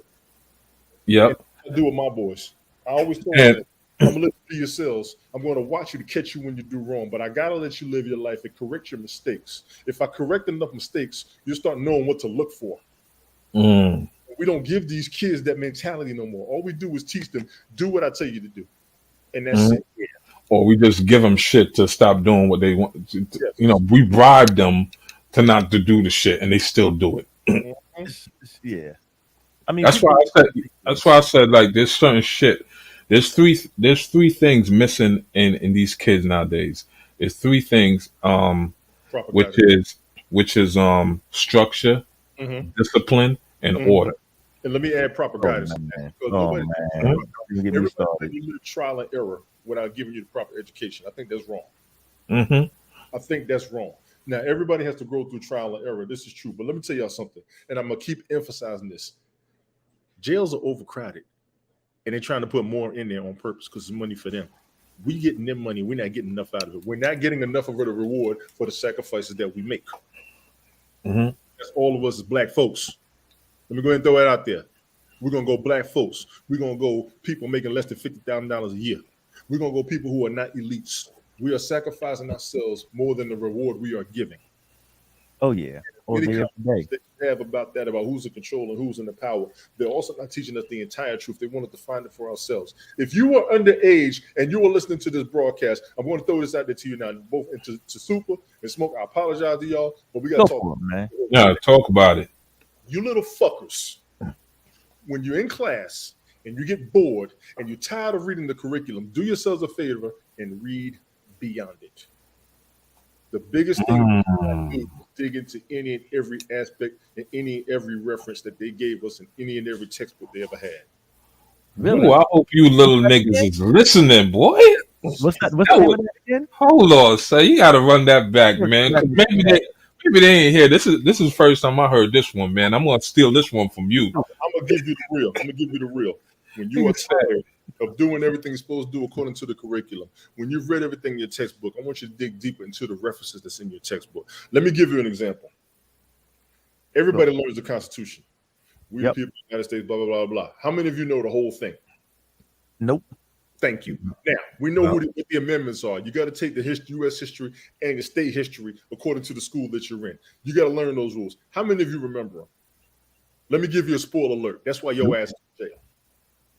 They told you in high school. They told you and I had to realize this shit myself. When you learn history, They always told you about the Greek and the Romans, right? Mm-hmm. When you read the textbook, what country came before the Greeks and the Romans in the textbook? Exactly. It was the Macedonians. Mm. When Damn, you watch man. they in the movie. Yeah. When I went back and looked at the old textbook, the first 2 chapters were the Macedonians before the Greeks and the Romans. There's a lot of shit they're not telling you. There's a lot of shit we're not catching. There's a lot of shit we're not understanding. And the bad part is they did give it to us. They did throw it in our face. What they did was catch us at a point we didn't give a fuck. We didn't want to pay attention. That's what they used against us. Spoiler alert. Now I'm going to finish my drink, goddammit. Have my hands to that one, boy. I'm about to get in here on this shit because enough Have my hands to that. we going to jail for free. Facts. We going to jail. People get paid. We're going for free, but somebody's profiting off of it. That's my point. Who making the money off of it, and why we doing all the damn work? This is slavery all over again. It is actually in the amendments. You are a slave when you go to jail, nigga. Stay your ass out of jail. And they keep going back. Stay your ass out of jail. Jail ain't nothing to me. Then don't go to the motherfucker. Yes, it's probably. If a chick ain't nothing to you, you don't deal with her. Why you go to jail? Why would you put yourself in a situation you can't control and or get out of? That's stupid. Yeah, it's definitely not a good look. There ain't I value my freedom like a You go into mofo. the ancient African civilizations, OG classic. Everybody ain't ready for that, man. But you know what's crazy is you stupid right. You stupid right. Yeah, one of the most craziest shit I've seen. And I mean I've seen a lot of crazy shit. You know what I mean, in the streets and all that shit. But out of all the shootings, stabbings, the beat downs I've seen niggas got in the streets, the manipulation, the stealing, the robbings, and all the wildest shit, the sex in the streets, all the wildest shit. None of them compare to one shit that I saw when I was about 36 years old. I remember that age very well. I was 36. And the reason why I remember this shit so well is because my printer was fucked up. So I needed to print out some documents.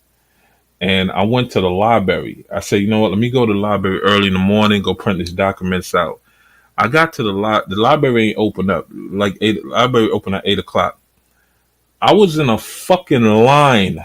Listen to me. I was in a fucking line at the library. Waiting to go in.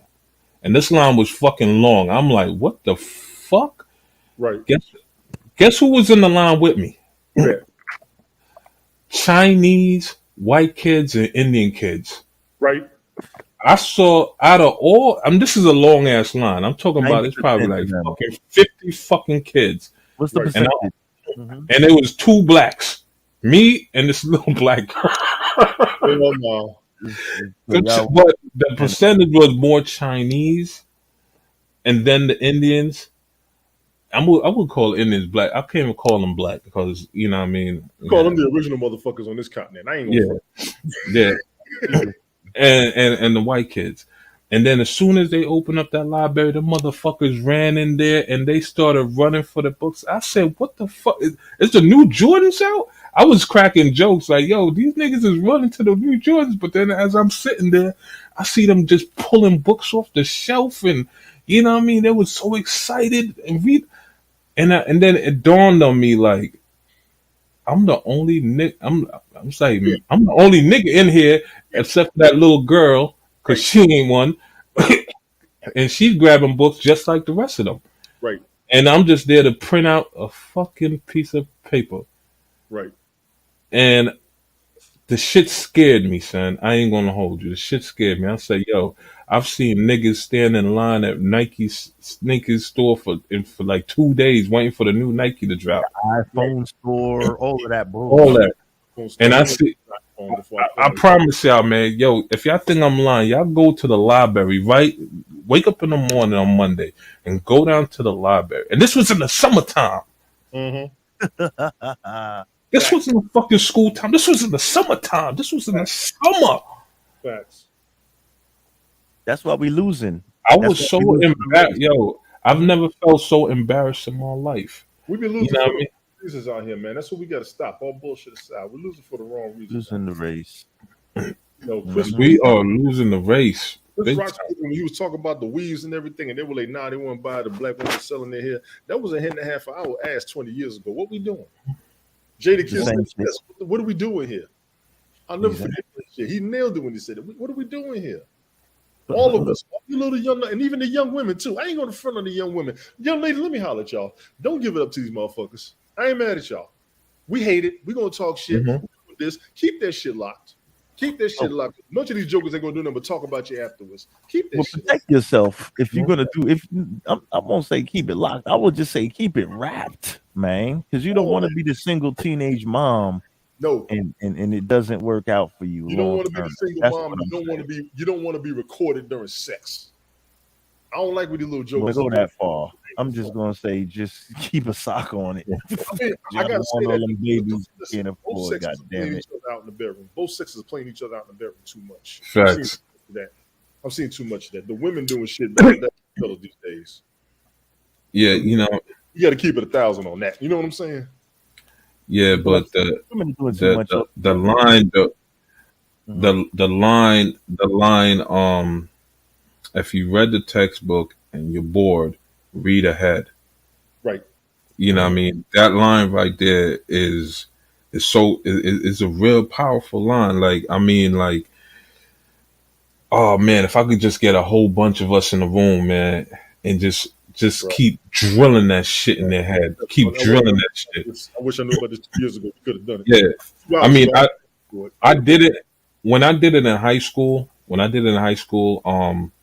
At first, because I didn't like the teacher.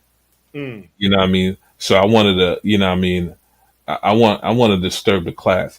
But then I realized, at the end, I realized, I realized what I was doing, and I was like, hold on, I'm not wrong here. I'm right. There was this history teacher, like you was talking about. There's this history teacher, and you know, I challenged the history teacher, but not in a disrespectful way. You know what I'm saying? I challenge him. I want to know more. I'm not learning. I don't understand this. Tell me more. What's crazy? They welcome that. Most teachers welcome that because that shows you paying attention. You're doing what they told you to do. They welcome that. But you see, at the time, I was like a jokester. You know what I mean? That's when I got into my little joking era. So I guess he thought I was disrupting the class, but I was dead serious. I was so serious to the point where, you know what I mean? You know, when the nigga kicked me out of the class, I broke down in tears. Right. I really broke down in tears in front of the principal. I was like, yo, I keep asking the nigga this shit, and he don't want to teach, man. But then when he saw me did that shit, like I broke down and all that shit, and I came back to his class, he taught me. But you know what? When you challenge them what they're teaching you, a lot of people don't understand. The teachers have to teach a curriculum. And here's what they got to get out. Yeah. They have to teach the curriculum. As a matter of fact, they can't go farther to the curriculum until you progress past it in the first place. Mm-hmm. Yep. If you had the right class, when you go to the right schools, when you get past everything in the book, they'll sit back and let you talk and let you ask any question possible. And then if you have something that we got to look into, they'll do it together as a group. We're not building enough unity because we're not progressing our own education. We're not showing our own ambition and motivation by learning what they teach us in the first place and then trying to go beyond it. What they are teaching you is the way of the world. It's up to you to be bigger and stronger than that. Let me start running my mouth. Fuck the whole No, show. we're going good. We're doing good. And another thing I like, you know what I mean, because I did this with my I did this with my my younger siblings, you know what I mean, when growing up. I told them what they was gonna be. I didn't let them choose. Which is a good thing.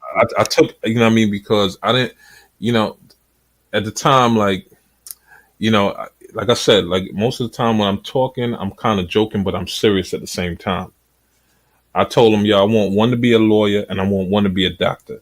Right. Because I'm going to need somebody to bail me out because I'm going to shoot somebody and I might get shot in the process. And I need a doctor to take this bullet out of me. Facts. You know, it sounded funny at the time, but it was dead serious. And you know what? I got a younger sibling right now. She's a legal aid. I got another sister right now.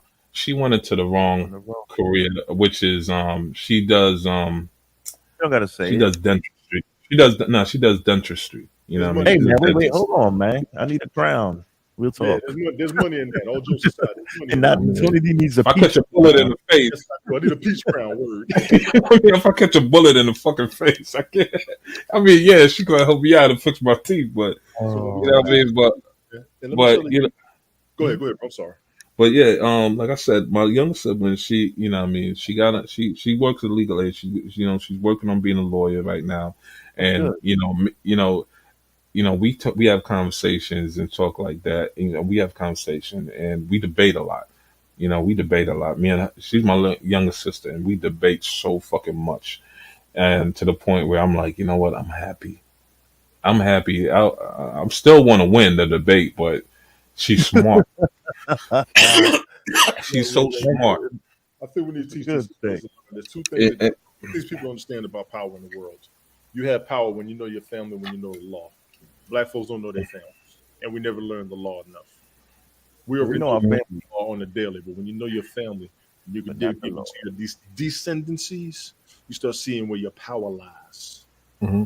I want to push that on to any and everybody out there. Dig into your family. I know some folks don't know how their real families being adopted or being locked up or whatever, but dig into what you can. I'm quite sure there's a relative you can get in touch with that's going to tell you your family lineage. When I go to my reunions, I try to understand it more and more every year. Me and my cousin, 20-something years. Go ahead, bro. And you know what's up, Tony? Like I'm just learning about, you know what I mean, my family history and all that because, you know, luckily I got some information from my grandmother before she passed on. The same thing with my grandfather. And what's crazy with these young kids is, you know what I mean, they got so much history, living history right there in front of them. Yes. And they're not taking advantage of it because, you know, when somebody asks you, where you from? What do you know about this? And, you know, you say, oh, it's in the history book. No, I have somebody who lived through it. Yes. Somebody lived through who could tell you exactly what took place. Yes. Like I learned so much shit. Like me and my cousin, you know, he's in the army and shit like that. And, you know what I mean? And we was chopping up and we was talking about snipers and all that and guerrilla warfare. I'm like, you know, we're debating, you know, we talking about, you know, how guerrilla warfare is hard to fight. And you know, that I learned my great uncle, he told me where snipers came from. You know what I mean? The original, like the ghillie suits, you know, who invented the ghillie suit and who invented guerrilla warfare? Who? Go for it. West Africans, but the West African that was sent to Jamaica, they're the Maroons. The Maroons are the ones who created the ghillie suit and guerrilla warfare. All this time, I'm thinking America created this. They evolved. Right. All this time, I'm thinking America, you know, the army would evolve and stuff and shit like that. I never knew. Me from Jamaica didn't know that history. When you go on a cruise, next time you take a trip, like when me and my wife, we was together, we took a cruise, and on the last one we did 2015. Every time we got to the island, I read the little story they got right there. And I read the story in Jamaica. I read the story in Grand Cayman. I think I read the story in the Bahamas. They got little narratives up there. You got to dig into that. Grand Cayman was hard. I mean, when I got to that island, I don't know what the hell was going on. That island had me. I took about 15 minutes trying to figure out how I can move there. Something that island got me, dog. And then I read the story. They're one of the islands that fought the British, and they got their independence. Can't nobody touch them. Facts. They got their independence. That's where the money was at when Bush and them was freezing all the assets when Bin Laden and all them back after 9/11. Everything was in the Grand Cayman. So when you get to that island, the first thing you see is that big ass bank. That's the first thing. That big ass RBC bank. And I was sitting there, I said, what's wrong with you? Y'all don't even know what the hell we are. And everybody started looking at me on the boat. I said, y'all don't even know where the fuck we are.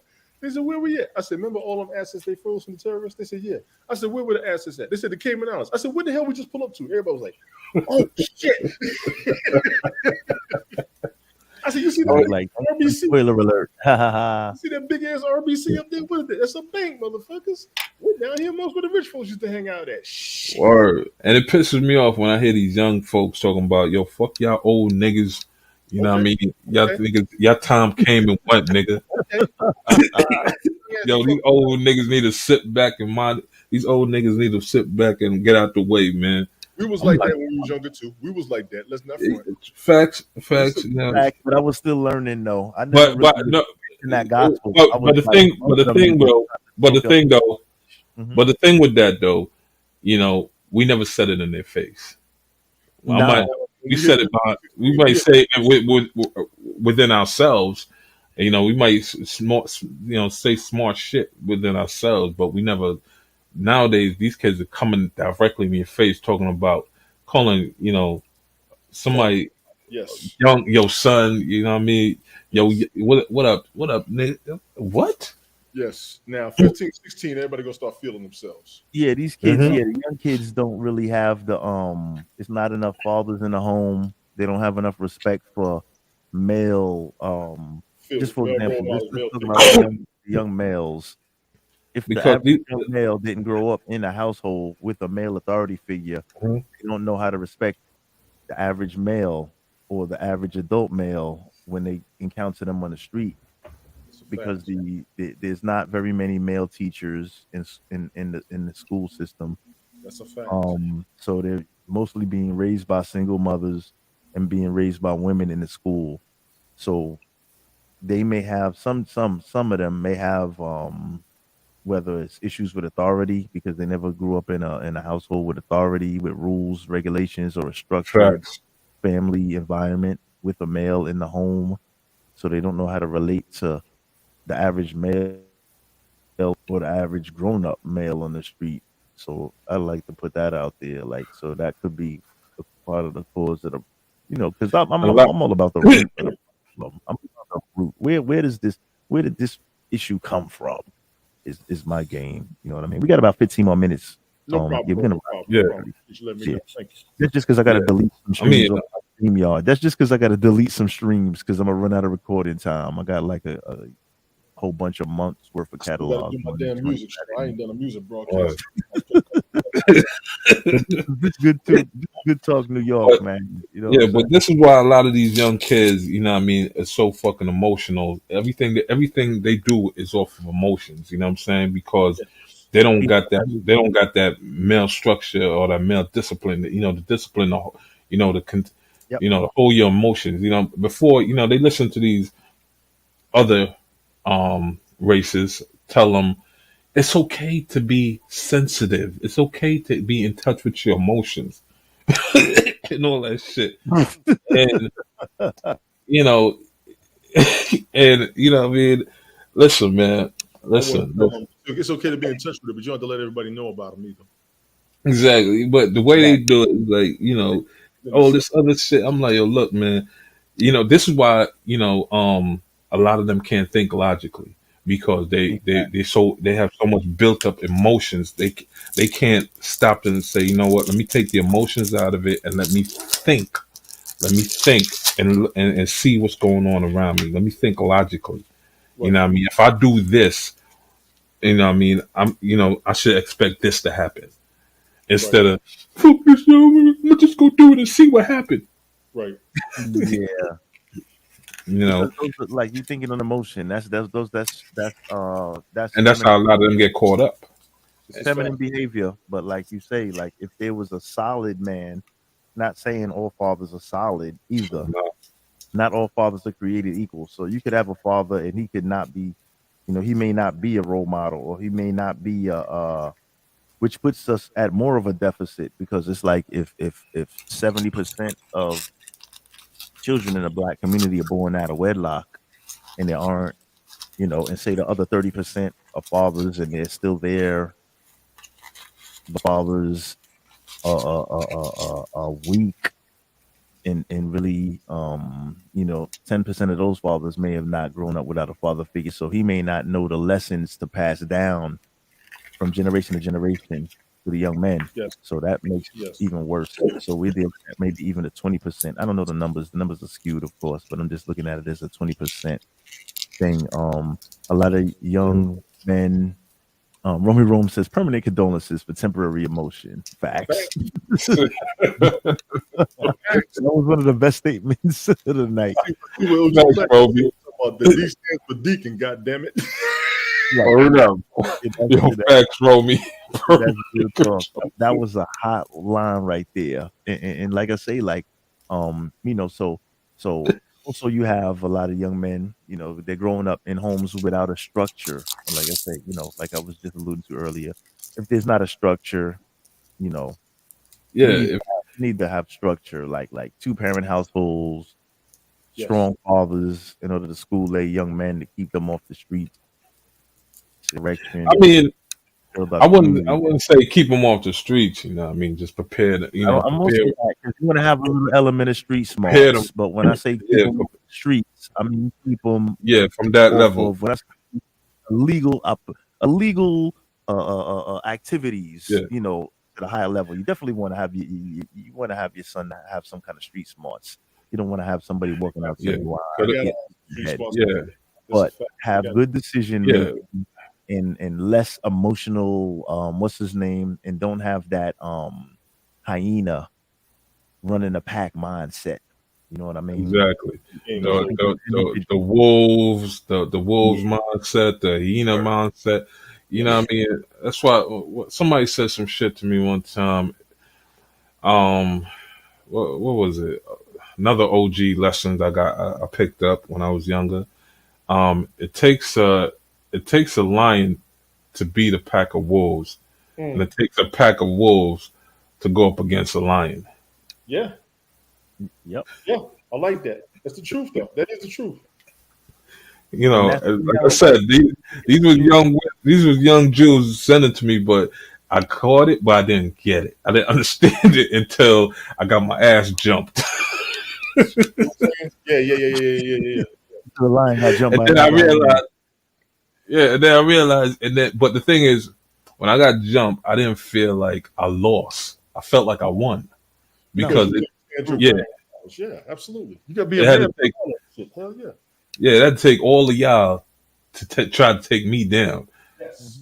And then I used to hunt them down one by one. Yes. There you go. And this when I realized, you know what I mean, I got it. This is when it clicked into my head, like I got it. I understood what they was talking about. You have the guts for revenge. I got this. I'm gonna get on. You have the guts for revenge. That's manhood. Mm-hmm. Exactly. So that that right there, like you see, these gems, man. Like these gems are what's missing and what these young cats they're not getting. You know what I mean? And the crazy thing is, it's like they're dying so fast that they ain't even got a chance to hear one of these. Right. They kill them. They sometimes you want to write a manual. You want to write a manual. You want to write a manual of gems to put in books, and then hand them out like, "Yo, read." Them. Read, though, and I guarantee you, if one of these young cats should pick up a book and listen to one of these gems that's being given out right now, one of them is going to relate to what's going on in their lives, because the fact that we've been through it, we went through it, we heard it, and we may have heard it, but we never understood it at the time. But the older we got, we understood it. But listen, man, we're at an age right now that honestly, I'm not sure about y'all, but me personally, I didn't thought I was going to make it at this age. Me neither. And the fact that I'm at this age right now, I think every day that I actually listened to some of those gems and took them in and understand understand fully what they meant. Facts. And stuff like that, and the fact, and we as black men, we need to, I personally, I pass some of the gems to my family, my relatives, the young ones in my family. We got to. And I got to say, it stuck with them as well, because I've had cousins, they're like 20 to 30 now. They're like, "Yo, you remember that crazy shit you told me one time?" Yeah. Don't Yo, sound so you know, crazy now, right? yeah, it's like, we sit down, like when we get together, when we have get-togethers and shit, we'll sit down and like, yo, I remember you told me some wild shit back then, and you know what? The shit happened, and the first thing that popped in my head is what you said. Yo, you was right, man. You was right, man. You know, it was so fucking similar, son. Because it was so similar. Like, and some of them will have a conversation with me, and they were telling me about a situation they went through, and I'm listening, and I'm like, yo, I could have swore I told you that same situation 15 that will years. happen, yeah, and that you're gonna come across. You know, whether it's in a relationship with a woman, how to spot certain things in a relationship, how to spot, you know what I mean, how to spot a fake friend, how to spot, you know what I mean, when somebody's trying to do ill to you or harm to you, and it's like, yo, you know what I mean, this, you know, they say some shit like, yo, you know, son, yeah, you think I'm stupid or something, like I don't see what he's doing, like I don't see how he moving. And I'm like, yeah, it's like, even if they don't remember, it's subconsciously in the back of their mind. Yes. You want And you want the truth back there more than anything. and if if you sit down and listen to them, you see that you like, and sometimes I don't even bring it up. Like, you know, I'm not the one to like say, yo, see, I told you. You know what I mean? When it comes to them, you know what I mean? I just sit back and, yep. Job well done. My cousin's good. My cousin's good. You know what I mean? He listened. She listened. Like, even with my young the females in my family, man. You know, I tell them wild shit, like shit. I say, yeah, man. You know how many tapes I got on bitches? That anytime one of these bitches come successful, big super extortion. Oh man. Yeah. I'll be in a car, like I used to be in a car or at a family function with my little cousins and shit, the female ones. I say, yeah, man, I got these bitches doing wild, nasty shit, and they're like, "Oh, you disgusting! How can you? Who are these girls? What do you see in you? I would never do." And you know what? That's what I wanted to hear. That's what I wanted to hear. So when they go into a room and they and they see some shit, and they see a weird, something weird in the room, or you know, never go to a dude's house. Never go to a dude's house and where he want to get down. No, you change the location. Change the location. Tony, Hey, Tony. I mean, you know what I mean. Yo, I'm saying, you know, the world shit, like, and what's up, Tony? And then the wild shit is like they really know how to spot a scumbag dude, because I used to talk to them as the scumbag. You know what I mean? The little foul shit. Identify. Yeah. I need you to identify who's. Back. You know, and you know, when they want to date older men and they were younger, you know what I mean? I got on one of my cousins. You know, she was on she left her phone. I was over my aunt's house. She left her phone on the thing, and the shit rang. I was like, you know, I'm the big cousin, son. You know what I mean? Answer the phone. I answer the phone. I'm like, yo. The nigga hung up. Automatically, I know he was too old to be with her. Oh, that's crazy. You know, because you know she was what, 16 at the time, and I picked up the phone. I was like, "Yo, who this?" And then they hung up. So I called back. A little nigga like, hung up. like. So I said, "Huh." I'm looking for my girl. We in the same class. Like, I'm looking for her. We in English Yeah. class together. So I said, huh? So I said, you know what? Let me start going. So I went into a message. She come out, what are you doing on my phone?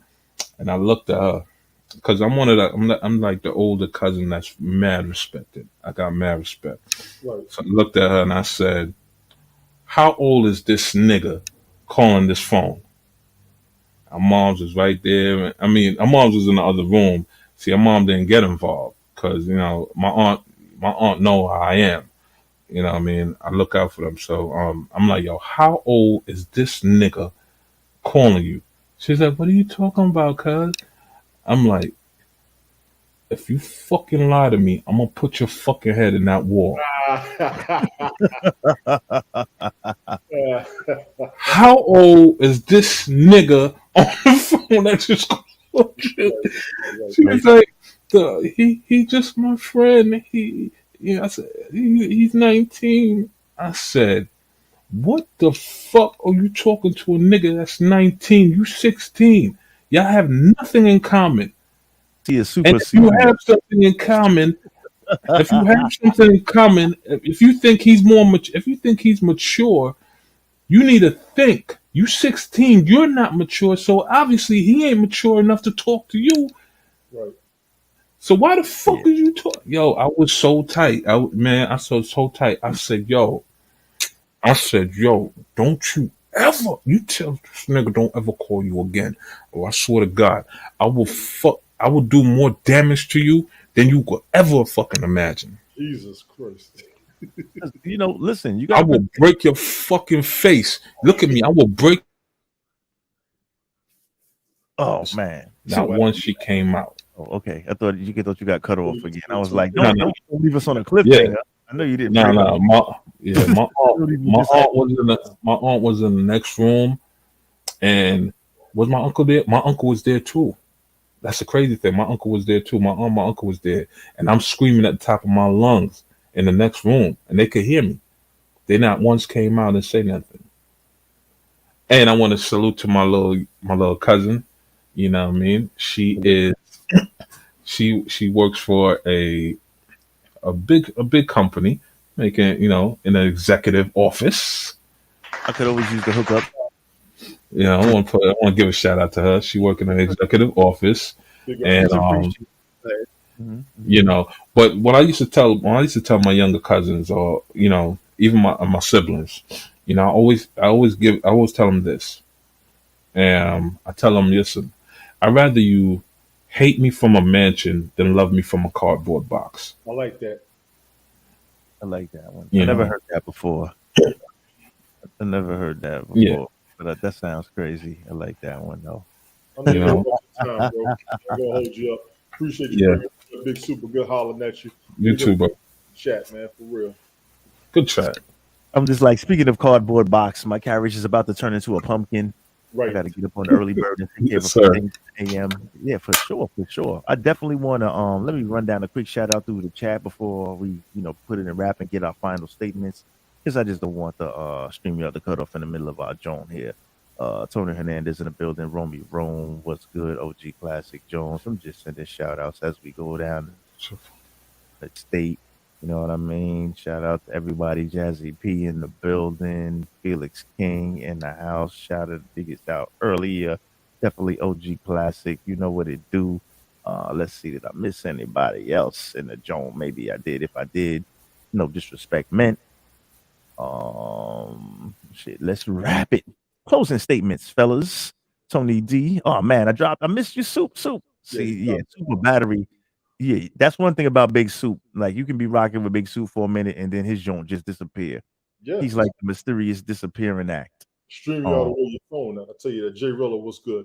Y'all catch me. Oh, Rilla in the building. What up, man? What up? What's good? Catch me on Twitch, TONYTON72, Twitter, TONYTON163, TikTok, TONYTON19723. Also catch me on the Sunday Night Smoke podcast. My man is World. Appreciate you as always. Catch me on Late Night Parents with Ted Hicks. Way to follow the show, latenightparents.com, ladies and gentlemen. Catch us both on the Nonsensical Nonsense podcast with Glick and Jeff Hawk. We all over the place. We're doing it as much as possible. You can find us on YouTube, find us on Twitch, find us on Twitter. We everywhere. Appreciate you as always, homie. Thanks. Yeah, Tony D in the building. You know what I'm saying? We going big. I'm in here. Don't go yet, Slime. This party's over, man. You 3.5 hours late. You got to catch us on that. Look, man. You know what time we do this on Sundays. Really, Rel, hit me on the back end if you need to. On the IG, hit me in the DM. Call me. You know, you got my number. Yeah, we've been on this joint for a minute. Yeah, you pulling it now. You pulling the nonsensical now. Yeah, you know what I'm saying? Salute the Nonsensical Nonsense Podcast. Word. Blake, Jeff, Tony D, myself. Word. I want to send it out. We're gonna have our own Saturday Night Live one day up there. For easy, man. And then we got also let's see, I want to shout out to Late Night Parents, Ted Hicks, Tony D, Brian, TX, Cat, Joe, aka Mr. B, the MMA guy. I want to shout out Live covering all combat sports, for sure, combat sports. I also want to send a shout out to Friedman Media, brother Shannon, the whole crew. He hit me up today, man. He's gonna do something soon. Stand by for that too. Yeah, I definitely got to jump on. It's been a few minutes since me and brother Shannon been on the chat, but please, for those out there listening, check out his channel. This is Friedman Media on YouTube, also Friedman Media on Instagram. For those that are out there, please like, share, subscribe. In case you didn't, please follow Sunday Night Smoke Podcast on Instagram. Man, it's been a great weekend, a good run. You know what I mean? This was something different. This was a replay turned into a live stream. Right. Turned into a review show on my own. Right. Previous stream, I guess. You know what I'm saying? I'm a salute to that. Salute to the early episodes on Sunday Night Smoke Podcast Radio Show. You know what I'm saying? Before I slide out of here, let's see. No, thank you for coming on the panel, Smoke. I had fun with all of you. Thank you so much. I don't know what happened, but look, that's Stormy Smoke Sunday Night Smoke Podcast. Go check my boy out. You know what I mean? For sure. So has he said some things that are, borderline crappy or whatever, and then he backs it up with this is opinion radio? Yeah, he's done that. Well, come on, Slam. No wonder why I blocked you. That's absolute insanity. Tony D, my brother, I will check you out tomorrow. Sorry if I came in kind of loud on that note right there. I will check you out tomorrow. Let's see, the Monday edition. I'll be at work tomorrow, so they'll be on. Okay, so I'm gonna be in the building. I'm gonna do a 6 to 8. Salute the Nonsensical Nonsense Podcast. Shout us out if you got a chance during break time, during the stream. Man, thanks once again for joining us, everybody in the chat room. Thanks once again. You know where we at every Sunday night, 7 p.m. Eastern Daylight Time. If there's a hot football game going on, we'll pull up right after the game. You heard? Tony B. Salute the Belt Kings. Also, speaking of football league every Sunday morning between 10 and 11 in the morning. Absolutely. For sure, on YouTube. Get it or forget it. And for those that are out there listening, we're gonna wrap it up. And please join us next week. Where there's fire, there will be smoke. And for all the detractors, put that in your pipe and smoke it. Tony D, we out of here, player. Peace, everybody. Appreciate you. One love, my brother. You too. Peace. Yes, sir. Please like, share, subscribe. We out.